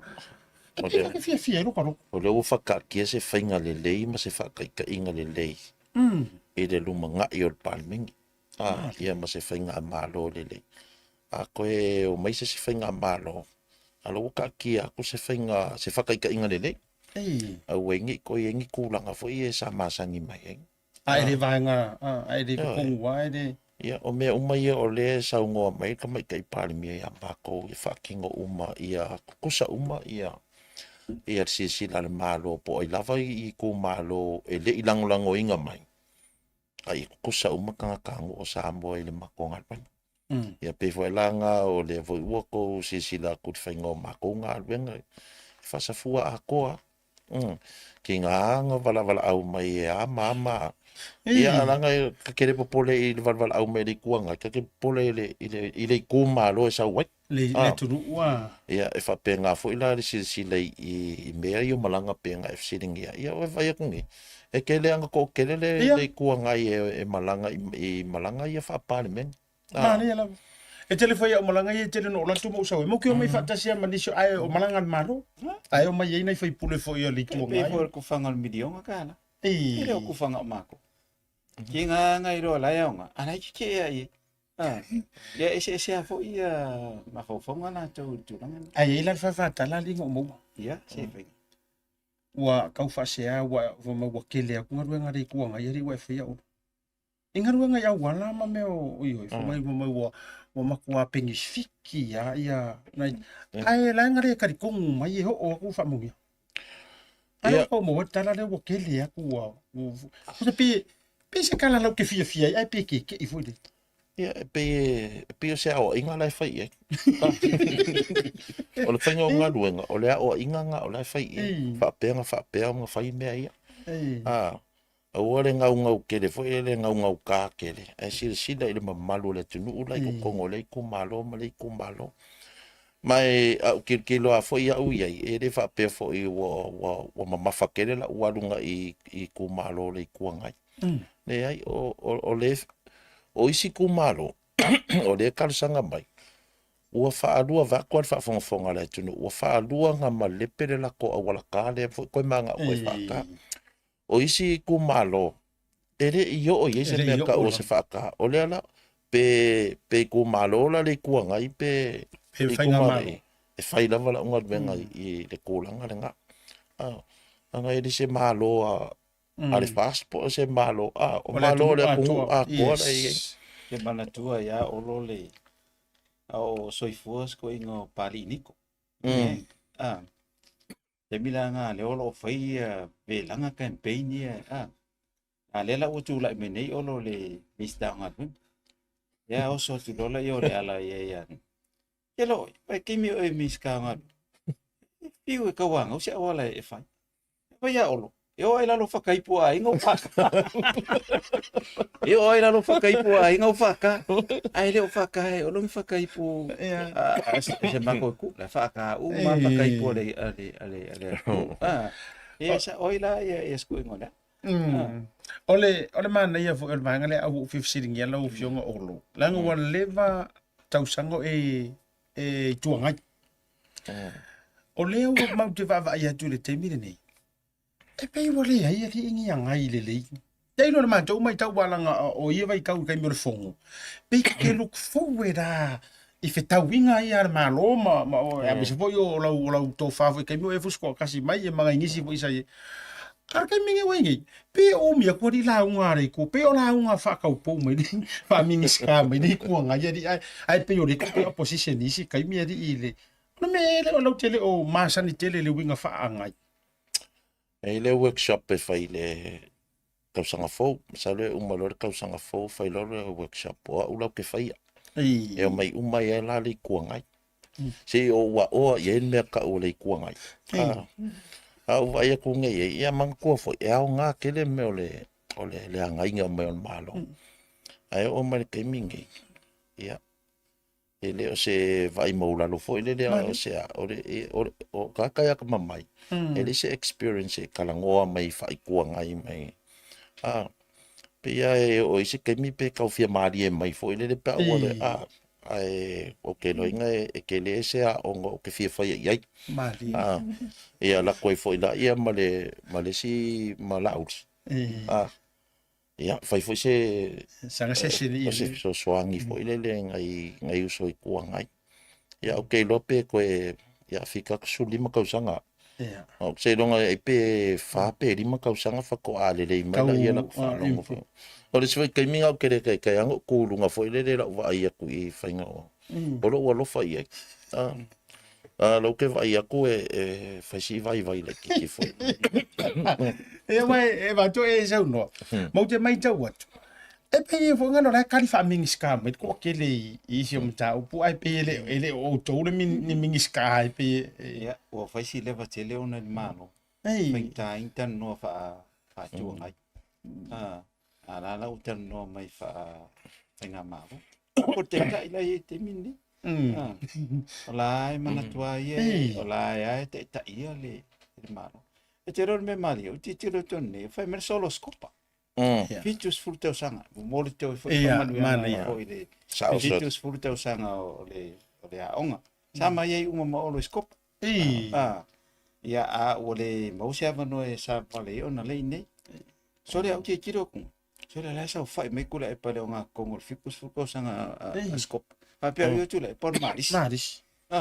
Ia sa ori. Ia wanga o ia nga o sko inga nga malanga form 6 la so in maris. Le sili ko uli va ai langa ia mate. Apa fela nga o skopa o kasela o mak. Dongo vala uli a kwela. Ia wa vo le master thing o le. O ia ko ma ruanga e. Because for cosa. Ia o fa pelo la ia. O sole. Ia al mesi ia la wa mo se ava no stina re. Ke da sia ta ia ka ka le le kuangai. O ko koru le o mau o ma ale. O ma ale. Mali. Pa unga o ka ko kolo ke va ko e le foi a feololo. Ia a de ko o mai foi I malo wa ki de inga fa le ko so le kuangai. Ai le e feololo. Engo mo na mato filo ile vantu fo ile family service o le pare tu o le sunga fo mai a Dr. Motopua Aisodi. Nena fai nei la wa va tu va o ko ma ko fira ila ke male ngom tu ya ale male to fa ya mo io wa ese mai fo ringa fia pi kala vo ko inga mi he so Wa fresh aka pa ke mingi. E wa vai la fo fio tito me ye wo pa e po o tree. O le tele la tangata woro lo pia ko pu e la aka wa kaule mo se mako kai mi ma to ye me o le tamaita I ma tangata na lo fia tu fu ile le pu e aka ko me se ko ingo ali fai au fa fonga mai vai ska me ki la vea ngai ele ko ki si masi so le e vale le o le so fio ai ke o so ai fo ko se pasi o se ma o ke fa longo ke le ale le po nga o la fa fisini o tala no ina le to fa ia le puli mai me se vo le va vai tu lo o mai ele o le kausi o so o vango to fa ia le puli e mai foi le wo fantasy mai peki ro so songi ko sa mo tu Lana no fa tali se ma no ai le mari mai. Por maka puanga o ia. O ia su. Alu le si urpo, su le si urpo. Oro ki kilo mai po ma u le ai. Ai le ma ver ku ringa mai. Mai me ofsi de ke o lo ke ofsi di wa fa sanga ia ma fa le. Ia ma vari mai ai la ro le io. Ia au le vai nga te fia la malam fai u ta tu fa so au mana tu si nei vai nga tu la fono. Ile apili le wa mai anei ona iloiloina me tūlanga ile apili le fonfitalai taula tofo i tofa ele ala ma sunga tūlai. O le ala e reserve pe fa leoleoina ia le so e lau wai le unga me tūlanga whapena. Ia, o le ase whina ngalo me se fo ia lau tofa la tinu.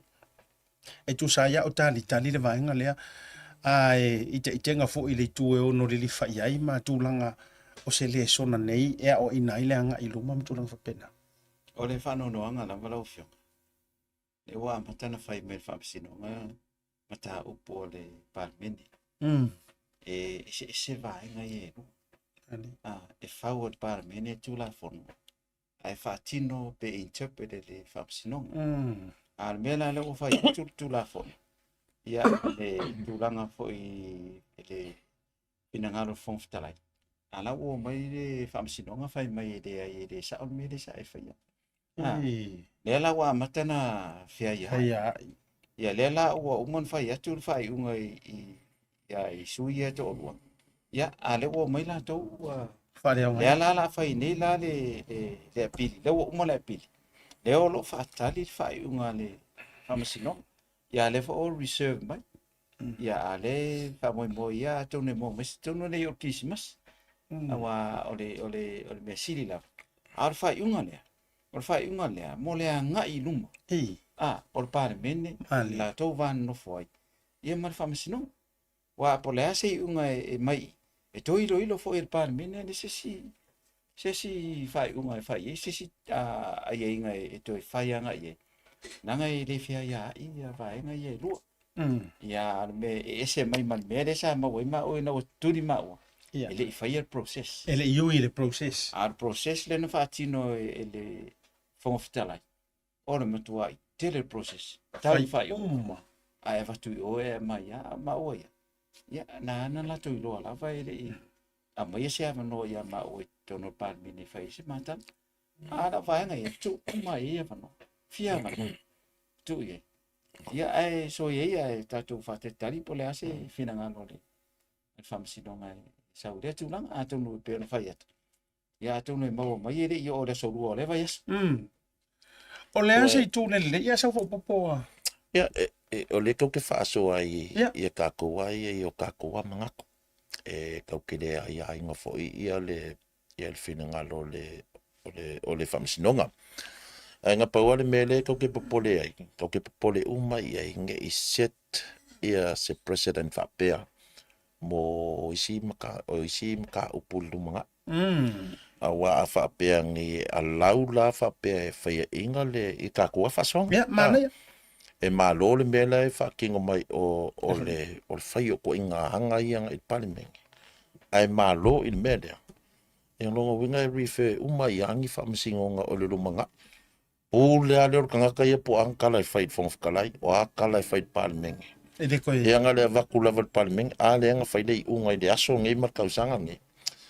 I whai pule ma le whangawhakalai. Pe o ngai meanga e popole lava i le whai unga lea. Ia ai e pule lava le whaamisingonga i ala kou whai unga i whai ka paunga o le memle mo ke popole nge maka apuni. Ai whamanta o le ao no lulu ina i le malo si anga o le palimeni. O la whaafsiri ngā luki o whongi mao. O te man ai le wharau te so ruwhina ngalo. O ke mga kua le saunoanga tuila epa. I le taimi tonua o whaifi na unga ruluki fi ngaunga ngeori. Oka se reo kelo saunoanga raka malo. Ma saunoa whapea. O le pito, o le tawhatoru, o le piko i vai a lea. Whamsingo. Lenga saunoa ia. Ai wo tau suia mai a mea ia i le pale menge la ko ke whaua kula whongo. And it's a supreme. Vai upu. O saunoanga ia le to ina. Wa o nga umma ya mana mai ko kele. The supreme strength for the supreme power or ka fakoru alia arrested il parmingi. Ala ka vai ko ngor winga ngale wo fsili ngai a sau ngai la le wala nga pe sau no le fionga le tinu. O fa ko nga umma court lenga ko a mai ko muri ka i mai le processing of o ora court avaku ko kong inga ia mo se kai mira ki kala ngo ai fa ko a fa ile le melea. Pala ia lenga ko mai ko uia ale wo umanga uia. Ai ko sa ura kala. Ele anga ko ar me anga fa ile le. Pe atu se nga na fa fa ngofi. Ola ofisiri la. e ongo lulu inga I le whaavai papa o le marosi anga o tāna mingi. I le ko inga vaenga. Ia, o ke karikongo o le meanga e au foi I le vaenga lea le whamasinonga. Ma le vaenga lea pule whakatonu le I e kapinge ka palmia malga. O ngā whaikeke foi I le tūranga ngā pia o ngā e saungoa. So, it's a Supreme Court. Ia le palemenge I le kulanga foi lea pe aka ko kalangoa lola e se le standing orders e se le power and privilege of palemenge o ingai le olokea lava le palemenge longa malo si anga ngai ka kie kongor kula fongonga o le ala foi ngai mawhai ai o nga foi nga o lea e mangingo mai ai lalo le constitution e fili pe whaakea le palemenge le whaamasingo sili ma sos whaamasingo lava I lalo le lua vai kolu o le palmengi. O inga lan malo si angar nga ai I le kulanga lava ia. Ia so se akungu ulava e le kulanga nge pe supreme mal palmengi. I fai unga fai so se fai nga malo. O peila o le vaenga nga e kaupea on ka ko fai keke ai onga. O le kulanga fo I le ainga fai mai e la fionga fo I le sunga ya tu dai panga kaimi. Sa. Ai le follow la le merga. E le follow la le kulanga e supreme lunga I. Nga kele nga supreme nga I mea uma. Ale wa supreme lunga. Ale wa ice cream kene. Awa pe tawa tangia mayangar ko ya ka ko pe tawa tangia mayangar ko inga o le vaenga o ngi vaenga ko runga ke yai pe au ya o le vaenga foi ngau supreme E o kero lu para ko inga so. Alo fe ngara tiro ele vaenga ne wa o le aso so polenga ele winga lo tara wale te faso e ono lulu ina pe sa wele o le E te le alo na fainga. Awa o le pio le mele. Mai lola fai unga le pio le mele. E mau na le pio ele te rotea. E te tau foi la ele tio foi a reserve le fai unga. Ma tau po pole. I se fai unga e mai. Mo le anga I luma. Awa e a mai lo se fai unga e mau I le tūranga lea. Ia, po whiale tu e aluanga e mau ia inga. O lona wing. Ia em fai fwoi tu tāno fi ia le parliamene to e fai se ri roi longa. Ia le wa ele ia ma tau two-thirds majority o le tūranga lea. E o lona winga e taung whaonga lola I whawai. Ina i em fai e lo na sui ni fai unga e tau tala whia ngai. Pio na fai mai e mai te pānmia. O le two-thirds majority la wa e te minei e whaonga te tau. Whaonga te tau longo winga e le songa whaonga nga whaonga le e lope tasi la le mea. Ia te minei ia olo o ilo fo tula fono I piri e tolu ia na fai.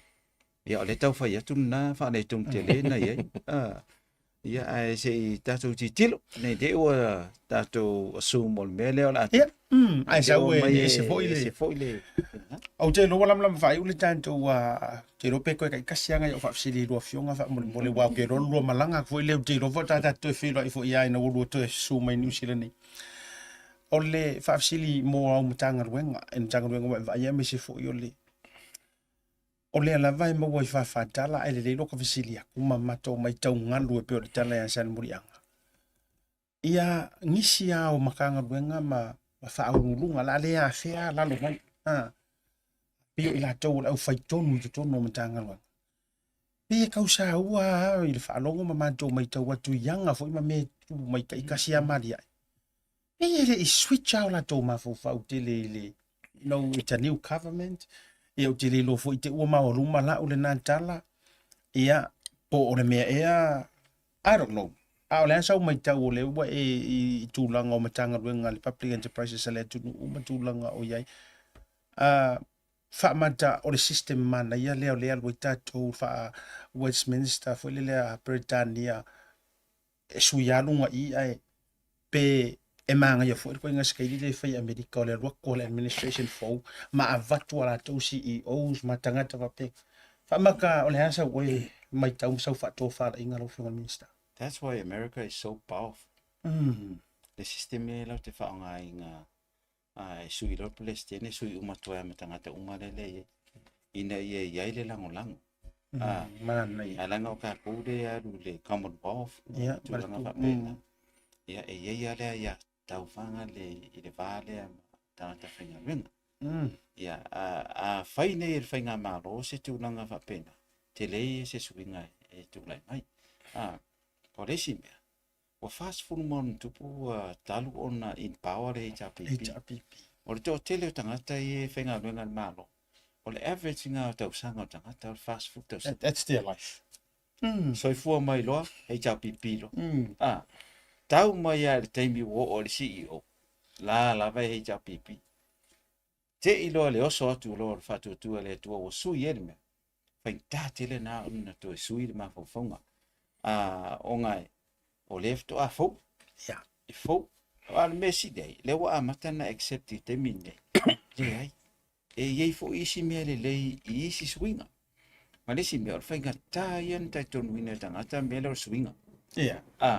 Lia. Whain tā ko mai sui fua mea o la sama. La sama. Mua muan le maka awhi sui malo. Ia vesinga. Ko mai fua sui malo la sama ngai. Ko ngā mea whanga. Ki ngā inga ka e whainga whangai fast food kausana. Ai o mai sui mea. Anyways, ia peo se tūlanga whapena. Ai o te loa le wa amata. Le wa amata o na titilo i whaitaya ngā lako acceptinga ia le tūlanga le woie. Ala whai sa whai la vaenga ia iu. Nongo winga. Se ironga o la kouro ke whaianga leida. Ai a o tulo mātou ma vaenga le te mine isu. O le leilo. Ia ai unsai kako wanga i pei. O le ai e whai a. Whai le lei. Lau whiakon minsta olo. Te manatu o te whisili taurunga antu se whisili le nei. Ia, e le toi pōma la e le tūlanga fo i o le mata upu la warunga o lo halu te miri nei. Ia, e whaatata la fonga fo ina uta ualiswa fo le ngō se. Ma tūlanga uma. Ai, o ma fonga ufa fisile ku fisile lea. Taurunga i fo i vaenga o tatou whaatala no. O ngai kele nga fisile mai tangata i la upuru kalame o tero fo i le tero si le fia le mai tauina nei puru kalame. Ia, i le maka upu la val nei, tūlo fo le whaipura wharata tōru. Ai ile mta upule o lo sawe vale vala lesi vai o maka upula valea ile assassinations leta wa ia lo so fa masunga la ule male to o la fa fsidi o kilo fa me kaka seta e ka ula pisa mai an ming ska ya o lo ile mta pe na sunga la ule le e pe e ka pisa lava ma tu ifisili fo il tele media ma tu langa fa pena ia ai taule o pisa mai lava le tofa ia o lo plafionga fo le minista o ngalwe ia iso na fo I fina ngalo a pele o mafa ia le fo maka upule la wolunga o tau pule ngai na ia fa o le tu langa fa pena ma tu lo fa fonga le tu ai ia o lava ia lo fionga o la so lo ngona ia va nga o se meo o lo ke fa kwai lo to ma tu langa fa pena ma so na tau so no O le me mua lava ele I o kusem ia ke uma fa kala o falongo fo I fa pe o se advice leo ele o se advice leo ia ke ai o ke ngofo fo o fa karikari po la se kulanga fo ile pe wa pe fo anga le afiongo fo ala uli karkarango mai ke ia o le lavala ke whakarikat. Po le a Kongo se ia mai le mawhaianga o ngaru a koa I so mawhau pe a whai ele o maka pule o ele whamsinonga. Ia o le lau ke whakarikari ia marisi mea. Siata. Pa ua so olo kingo ele toto te mai mamoi. Rika kai au lango ngai se whewhia mea. Noi. Sauwina oi. O mga sauwina ule toto te mai mamo ka koko e foi. Ai mo ia lau kana. Madia la ameni. Ai o le lau ke whaakarikari. Po le a kongu la le ele ama se o ka musu mai wanga ia se uso. Mingska o le sa makarkalango ai. Ia ai se whakarikari pea po where me o ia ngā ruenga maru e malo. Ia. Wa o le lako maka whaioi lea I kulanga ia. Ia le au ke vai kwa ngai su e Sam. Ei. Ia. Sorry. Ia o le mata upo ma vualanga fa kula ka. Ia fa sala lau. O le wo pe o to yang o su engo Sam.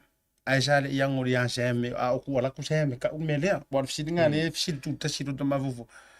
Jana le lo kai lo la Sam pe tau fie lo mo ma ule ina ua tu te mo. Ai o saulo ya ma ko le media.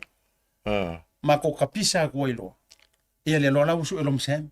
Veto foi e to tita ta fiu fa li le de to inga me nga la ku ka mo le yango ane wa no no le uma to pisa tu pe wo man to fa ma pue. O le sia ku la kai le ma ko kilo ia foi le kau fai ke foi se kala o le a mau ke kongo o le kapingeka.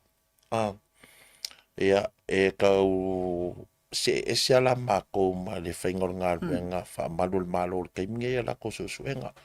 O le mo ke fa pe ngei uma ia. O le lava ma ko ke ngofo ma ko maka ia nga luenga malul malo maka upun nge.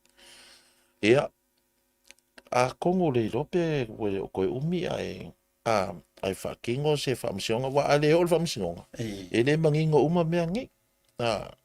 Ele lopo o la fiongo fo ile di fai pure po ia sa o pe sa o sem. Mali la. Se ilonga wa avel maka upule fa msionga. Ia ai pe ko vai a kwa pe me fo le. Ele a va ko ngai mo di mau ia. Ele ko mai fa fa msionga ile lava. Ale mea ia. Ia ai mawal me fo ile lo fa msionga me le si vai nga fa msionga le si vai. Ia nga fai ale o pisa o lungo le afa ko mele Facebook social media. Ia awale ave fa masingo ko ngwe fai unga. O ngai kilo fo le fa pe o le lava mau o le mea sa o amo moli sa o ave tai. Nga fa kangola fa masingo e fai ia su enga ma kulang fa pe nga uma le mta. O le nga tonu le na lo avion minister. Vai ia mato. Fa uma le tanto pokara me neva ngala fiafi. O le nga tonu le na. O le na ia ave ia fa masingo. Awai e sa o se no nga lo ia le ma fatel no version 10. Ele mfainga ele o e ko fa msing. Na lo wingo na me. Pe lo mele te tau sa no ele fo mista. Pe ka mo musu e ave i kai ranga ke wa ko ngi mai fa. So they've made the decisions already. Ai pa wana me ave test la ko informations. Ave test e kai fa msing. Ia wa ko ngi mai fa msing. Lava i fo i ma to eterno ino ni mta. Ai so se skan ka fo. So sa o pe ona. Me popole lo fio. Le le mo tanga. La na. Le mo tanga na ve ai ia. Ia tamit esta mo. Ia apela e o mas salonga le temine. A waila. O sa ile po waila. Kana tonu la mela otu. O le o mai defend le accusation le we temine. Ai le o ye se la to fa mamonga po wai. Ia. Wala nga o ma temine. O le ua mata ona ave isi kangaka ye le afia me kaloka. Ale ale mawur ngaka le to ale ya me. O le fula umana tusi atu nisi o matu sa ye kapeneta ile lo yesidi. Ya ale fo ile itali me lo yesidi. Ona le fo ita usue ya. I'm sure le fo usue lo yesidi sa. Ja, man na yo lo so no ngalo fo minsta. You know, if man na yo lo so no ngape fo le ona se tala ipe so no ya le minsta o ngadu. E pe yo le vai o le to alia le yai nei. Wa ke le aku le mau mori mau matanga tai wo pisa mai. Ona ge ya sa ngo mai le fio ngalo ya sili mai la to wo fa ya so. Pe le o lava mori mau. O le ngo yo le mau mori mau. E o fo yo le wa le uta to fa tala no nei au yo fa fo mai man tu au taimil nei. O le mau kang mak ngapso ka me fiatia. La fo ia ia la ngona le o kanga ka o le tulowa o le ngoa la fo ile kasi le ngala ko ma fo mena mtanga. Ai o le la. Pe wa rest la ko case, wo le fia pisa. Wa fiu e ku ile o le ave from singa ile ve. So o tala no ala le tala no me fo ai ngala ntu. O le nga le go pisa ku nga bula. O le ave ai muringu. Ai la nga pe fo linga mai la. E fa sanga mai le o le o ka fa fefe ma ko wa lo ptusa. E pisa ku le ku skala le mele va ku ro ka mai. Va ku fora mai lo kanga. Ai se kanga kai ka nga ve kroka. Ya, sa. Ka ko sa ya. Ala winga na le na Te te ya fa te mi ya dia. Ya te mi ya dia ila o fionga. Wa le fa pe po pe. ma li la Ya te mi ya o me ni. Ya o mai la va ile matua manino le ile. Te tilo fo ia tatou tunu. E moni mai ia tatou nu. ma ni E lope moni mai fo i lau. Ai pawar me ia ma lo le on sai. Ia tu se fo mai ia leo ma kom sina la yo melva. Mal tatou va. Ia tu no lai e mai ia tu no na la mo ise manino pe tu fo mai ni. o le si tu le le o le vaenga le pe a aveni tai muli no wa ke fa ko ala utala o le si tu le ia va ve mo wai fo se to manga o le tua i o so fo le fai pule o fleta o le si ku le nga wa ben o fa tu pe ele hema se so kuri a puina ia le to fa ia le tu lola ono ni tu o le ele sis ai o le manga i o le mai fa msingonga inga ia mama i fo mo na so wa mai le o ia ia ila ile ko nganga kuangi por kalame me se la por kalame a su e pe po Ia. po ai sis Ai. pe ona e sa no Manuel faiva. Sai di pea la ma fa te tari mai pea. Ai ma wa ko foi ma kau ya sa mi. Ia no foi le se sa uia lu fa o man be le polar me le kup. Ia me city. Ia tari o nei me o mala o fionga ste. ma lo fa tai ia manantole fa er man to fa ayuta ia ma fionga minister nei o le fifianga le loto o no o maua ia so ta inga ma tanto fa inga ma lo me se fo e o mai o tolu ia tala o to i poroketi ma tulanga fo yo au o nanga le tanto fa inga ma lo tawra mai fo ia fionga minister nei ia manantule la fo tui le ro se lua ia se ro sa no fa ta o ngai le ona tanto tule le manolo ia ona fo i mai la ia fa mai ai la proclame ne vanga la fiafi Ia. Malo whaftai. Ia, ke misalo o mai le whai ungar ka koporo kalame mori aku le whaftai kele. Lau sunga fwoi po, lau whakalinga asiata o le whonga tātou poro kalame. A le tātou Bluwave, ia ua mō se avangoa ka ke whaasoa ingi ngisi fo o maka upu e pei lava fo e o se kala masangi fo idea. Ia o ka koua ia mangaku ngisi o ai le whaia i whina ngalo le atunu. Ia o la fo i se kala fo i ua le kaukamari i fo i lau whafungafunga mai se le whafunga tāpua i o tātou atunu. Ia whamaruru aku le ai fo i se akoa fo i ia whaako ingi whamakalanga ia mangisi fo i o kūlanga. Paule mea ia langa wa ule arukaya. O la ulasi polo kalame fo larenga i le kako Bluwave ngi kausanga. Ia ai manguia le kirisimasi ma le kausanga fo le ukako wanga fo i ai vea whapenga fo i le pa ia maurunga se tātou watunu i on tulanga whaalupe. I lea akungu umalea kungu olo ongo pia ima papa au ai. Ia manguia kele linge yaso maua se kele se masi ma se kausanga fau manguia anga o ke la kulo Samoa ia koe kuri foi le ia o le uri ia koe whainga luenga ia ai whaila ko whainga kele se masi ia ai moringi yaso manguia kele inga le lau whasausaunga Samoa manguia foi kele se masi inga i o ainga o whafonga mai lingi polo kalami ia whapenga foi kako pūlenga o le kako Blue TV ia ai ola le lo fale tua whaftai. Alo whaftai. Ia te lo e piot fo i le whasoa le whiunga i aolo. Ia te lo le taitonunga nawa le tasi. Ia mone toi le whaftai te le fo i nei vaenga le asa. Ia o mau fusi hawa noe whatatanu ai. Ola ma te whio ai o le Manukau. Loke aku ia mea. Loke aku ia le palafa. E o so ko i mau. O ke iro ka ngo ku i le whapunga o fu e o ngongo i ko runga malo. Tori. Ia ko vai lo que pagas. Para i mau. Ia anesi. Ia le wa mau. Tato mo mai sa o ia. Ia wa ko por kalame e mo te fo faktai tele. Faktai fo i le malo New Zealand. Ia ile ngata idea ia tai pe o matou ia nga ia fo ma ia New Zealand. Ia mo tong fitinga ma me uma. Yo le ngata fo ile na yo ai ngai nei se fa na nei New Zealand. Ia olo o sau fo ima mo se maftanga i de nei vai te mi ia le ngata fo ile ai ngai le o faina o tu i nei te mi. Ia masalo pai fo mai ne so ia ma le solulu ia sauni lola ia to tu muri mo Samoa ia nanga lo ia foi ngā lo whatari mai ia manui ala fa sausaunga nei po ia le mamalo si o tātou atinu whauna mau maringi po kalabe so i fo ia mai manui Mo le whamalo ma le nganga whaafatei lua vase lua lua fionga i minista. A toi tu ma toi tilo. E peo le tala e whai o ma ele ma le fionga i minista o ngā ruenga. Ta mo tu ma tilo. Ele amatanga me o savaringo nei tausa. E ama e whaidanga le leo le tua. Adi.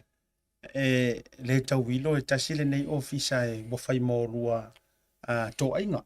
I le tele o taimi e te rua malanga. Ai ase vanga o ngirua transfer fu ile mo ia. Va tu fa ponga o ngo ule ma wa le o lua e fai ne tatou tala.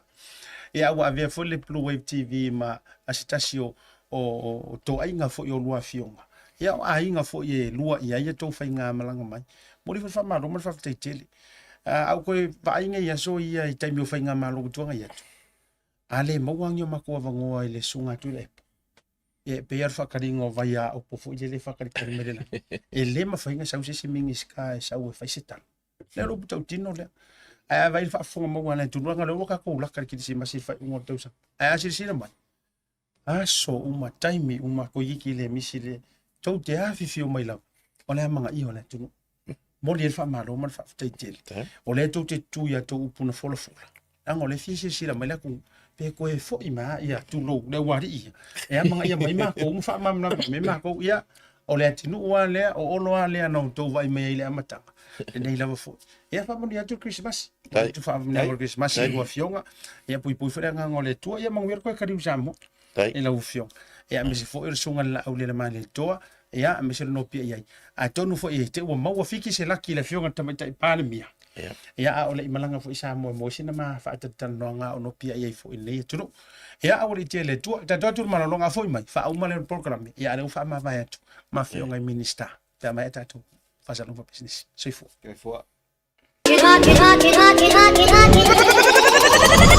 Let's go now.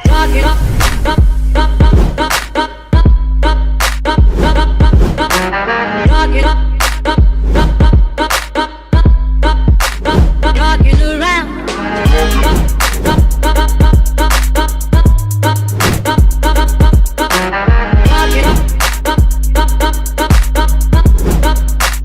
Rocking around. You will get a little feeling when you hear voices singing, let's be jolly.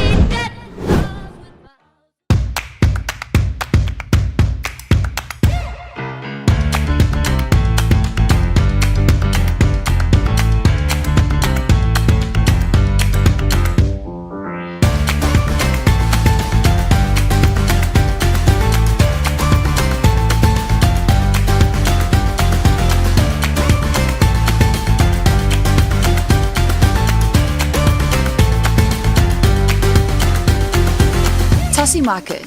With 3 locations around Auckland, you can get fresh produce from farm straight to your table. Grab a bite at Tasi Pacifica Cafe or get a new look at Tasi Barbers and Salon.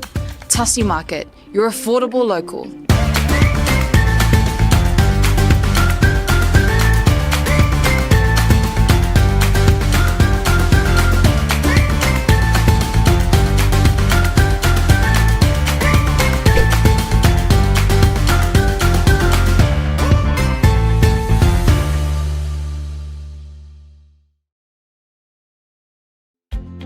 O fia whaatausa o whale mo le ulu wa i taimi.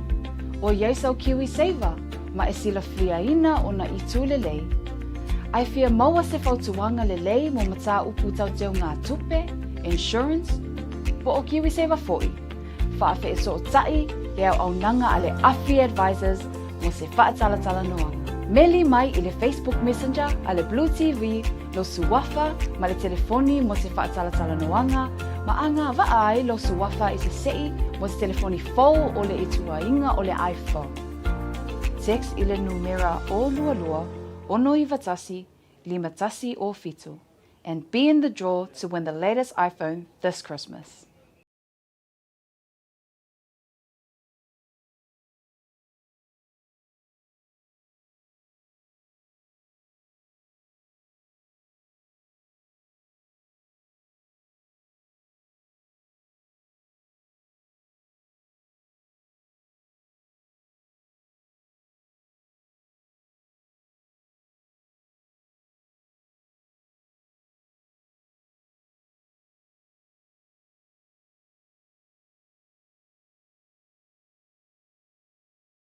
Also, welcome to Thomas. Hello, primo. Talo van Batje.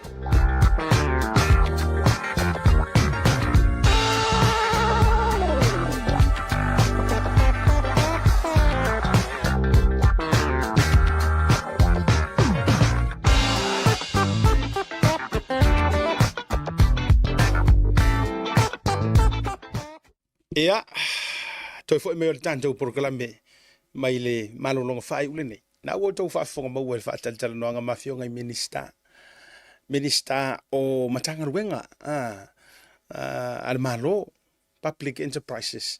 Ia, ua koe sui ai, ua umi kele la e ngai sa ua whaisi umi le tau whese maa whaatala noanga. Ma le fionga ia le tinu, po le tau whai ia le tinu. Ia, a me se foi la ia o le fionga Minista o ngā luenga le utou whaafonga mauai. Ia ua sa sa foi lo la ua tau wha me se foi o nisi o vaenga.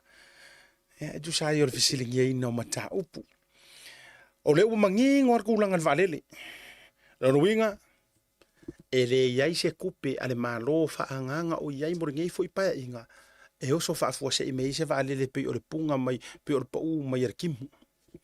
No nuinga la le o manino na tulanga o yumala ni sira e pisa fa mai ya ma ia tatia se foi ve o mingska war kemingai o le te le o fiata mai ma le o fia fai manatu a o le la o fa maungia mingska e no school before e no school before ska ko vale le so fa fose decline en makanga ruenga kupe po le venga mingska kupe ma 5 milion o ai si mai le ia la koe ava ku foi le 5 milion nga dio nga o le 6 milion or ko ai kala fu mar ko nga atu foi la sanga ta ave fe nei mau tupe ma nei mau ia na wa fa fonga mo ia be se fo nei nisi o vaenga mo to sit via al mena manga ia no fe si sa o ngi le fionga la tinu ole ia le winga ole me o nga ia le la to fa fonga ia sa le ka kauanga li singa ngi me o valele metulanga mo fa pena ia ma o le fa auta ai me sera ko kongi den ko kongi di fa ururunga ma ko fa for kongi den ka fa ko lu se la wafi silia ko ri ko kongi on mingis kamar pa mi ka fiole ka fefe ia le la o malona ai ma o fa le seu mo fa le mo kum ka vale fa o nga le fa nga nga ka fe ko fu ia ia le ala o matua hafu le ai lo sa o le fionga mista o e ma o matato wala nga o ngi ko fa ia tato se fa tala le fa o lo tato program e le tatau na to tala noa ma to tala pe sa noa se isi a me se tato o tunu o life afonga mai Samoa pe ko ki fi ka lo isi kai mi ko fa lele ko upu ya manto le tunu i fa o ki ro e ka le afia fo la tele mai la to e ata mai mama malama ni mele ai ka fa kura kala kilo kemika ke vai ku no social media fa mai tala le o ko ngai fa fo ngar ko malo lo ai le se ko fi au ma pisa mai foi sa mo ko kero ngofo ole foi le ngo sa ngofo sa mo ele sa me o fa ya ma ngai le fa ole le nga o la ngofo sa mo ai le ai ma se mea se kasi o so wafu e mo mai se tex la ko ya pa pe ole le wingo tala asia tale la ko fa mangi ngo ko ta ua yo mele mo o ele kan kapiko ko mumu ale fa fonga mai sa mo se tato tru pele pe fa ke ko mumu a kere o fa ngaruenga e ke ko mumu e kere o fa ngaruenga nga o no fa tala ma fa tala ma fa sala o le tu fa ko foi le ngora kala i me ai nga ro me ai runga fa me au kala ma so nga kala fu ai nga ro ka fa me ai panke ken makiki e fa o le se manga le se polo kiki le se fa nga ma me fa pena ai fia tele tanga te fa le tala le au tu te e si fatura utala mo wa I'm speaking for myself le ko ngo ko mo la ve mo to lo mo wa inga ngai o kango ngai fa popo mama ya uri siki o kupe la fo sa mo ai to sanga to mai yang wali aso mo yang wali se yo ele su todo tasi o te sem ke longa mo wa yali si fangua ma si fa le fia sa mo ya ora upu ko kingo nga iwe la fola ma ko kupe ma ko ai ai e yai male fa mangu yanga ya luanga ai iwe o ngo fa ka wa ingo kupe ma fsi ingo kupe ya wa ki ro fen kang ma mai pa fa pe i le ya tu langa ta wa o nga yo tanga tare fiu fa ma mlama Ale sa ngo so o ia le fionga le tinu ia mamingi ska uma le tele o teimi e whaatala no ai. O le tele o le sao i la kou nge ia kungu i fafu. Ko i kiki kasi le masinga silia ma le 5 milionga. Ko i kiki pe kolus 4 milionga ka i 2 masinga ioi. O lea remittances o kupe ie ma mea uma ia lafo i Samoa. Whaafitaia i la tau leo mai ngaruenga whaavaiteimi. Lesi kai mirko viki lenga whaamopopoi. Kasi el masinga pe rua e masinga ai tolus 2 milionga lenga maua kula fonga o kupe. Anai ni tangata. Ioi. E ser kupe alu alu a inga i lau kupe le lafo. Ala iei le kipi ngai alu ngai o le tamau a inga o le tunu. O mātou whaamomori o mako pusa o mea mamau ke kongia mar kiuke o mea malam whapena. No mea lana, ele au ngā inko nganga ngisi o tātou o tau, a mese a tātou i Kongo Samoa.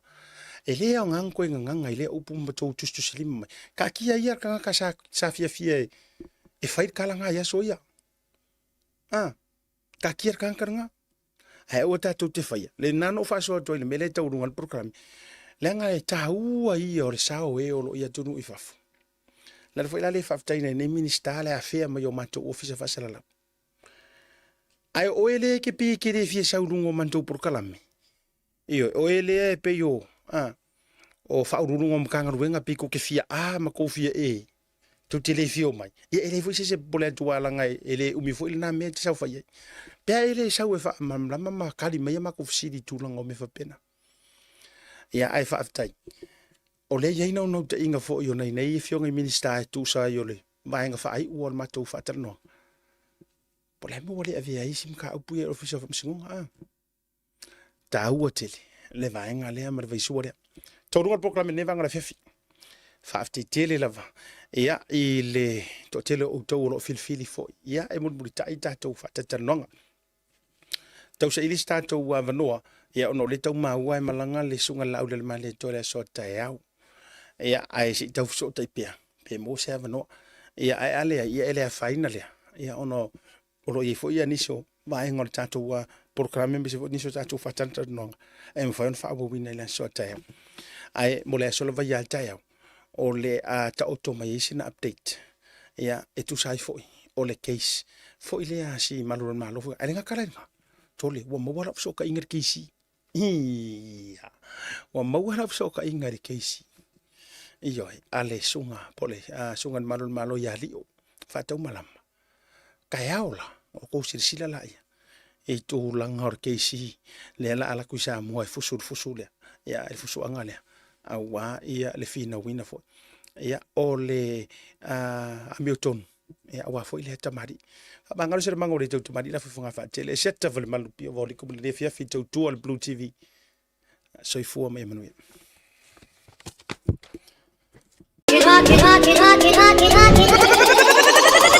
Let's go now. Rock it up.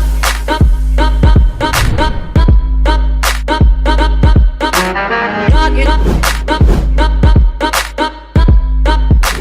Rocking around.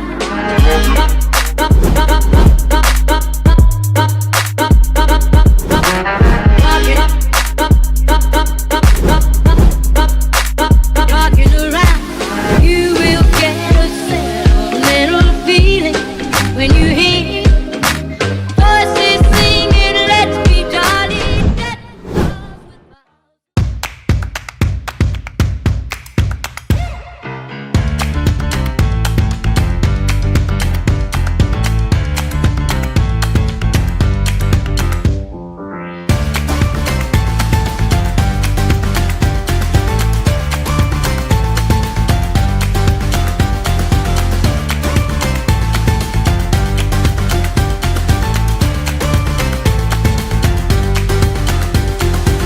Tasi Market.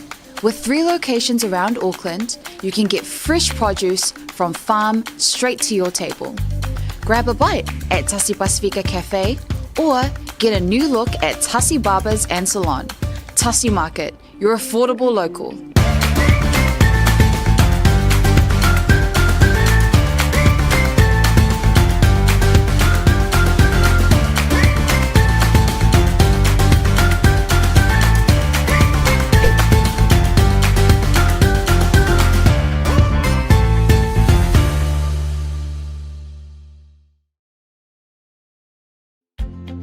fia whaatau sau whale mo le ulua I taimi. O iei sau Kiwi Saver, ma e sila whiaina o na I tūlelei. Ai fia maua se whautuanga lelei mo mata upu tau teo ngā tupe, insurance, po o Kiwi Saver foi. Whaafe e so tai, e au nanga ale Afi Advisors mo se whaatalatala noanga. Meli mai I le Facebook Messenger a le Blue TV, lo suwafa, ma le telefoni mo se whaatalatala noanga, ma anga vaai lo suwafa I se sei mo se telefoni fau o le ituainga o le iPhone. Text I le numera o lualua, ono I vatasi, lima tasi o fitu, and be in the draw to win the latest iPhone this Christmas. E fia le PacificEzy whaelo atu lada whabitoa le Keresimasi male tausang fo mo ainga umo Samoa. E lima se fulu whaelonga tupe tai lua se lau ta lau saunia mo ana paanga. Lua se fulima whaelonga mo ainga I Samoa, lua se fulima whaelonga New Zealand. E se ina whaelonga se fulu I aso to na I te tasi. Download le PacificEzy mobile app I lau telefoni e lafua iau seleni. E lima ta la le fi o le nei whabitoa. Whaonga le direct transfer bea whai wa iei lau PacificEzy membership card. Ai inga whabitoa. A whai te malanga siasi Samoa mo miesta male mautotongi. Awa ni ngalo le tātou whainga paanga male mo ana rentals. Mo nisi whamtalanga, wala au le telefoni o Baruselau o Tasi ono po Aukilani I le lua fitu ono fitu iwa fitu wha. Manu ia tele lava le Keresimasi mane tausang fōi ainga umo Samoa, mai le pulenga mana whainga ruenga a le PacificEzy money transfer.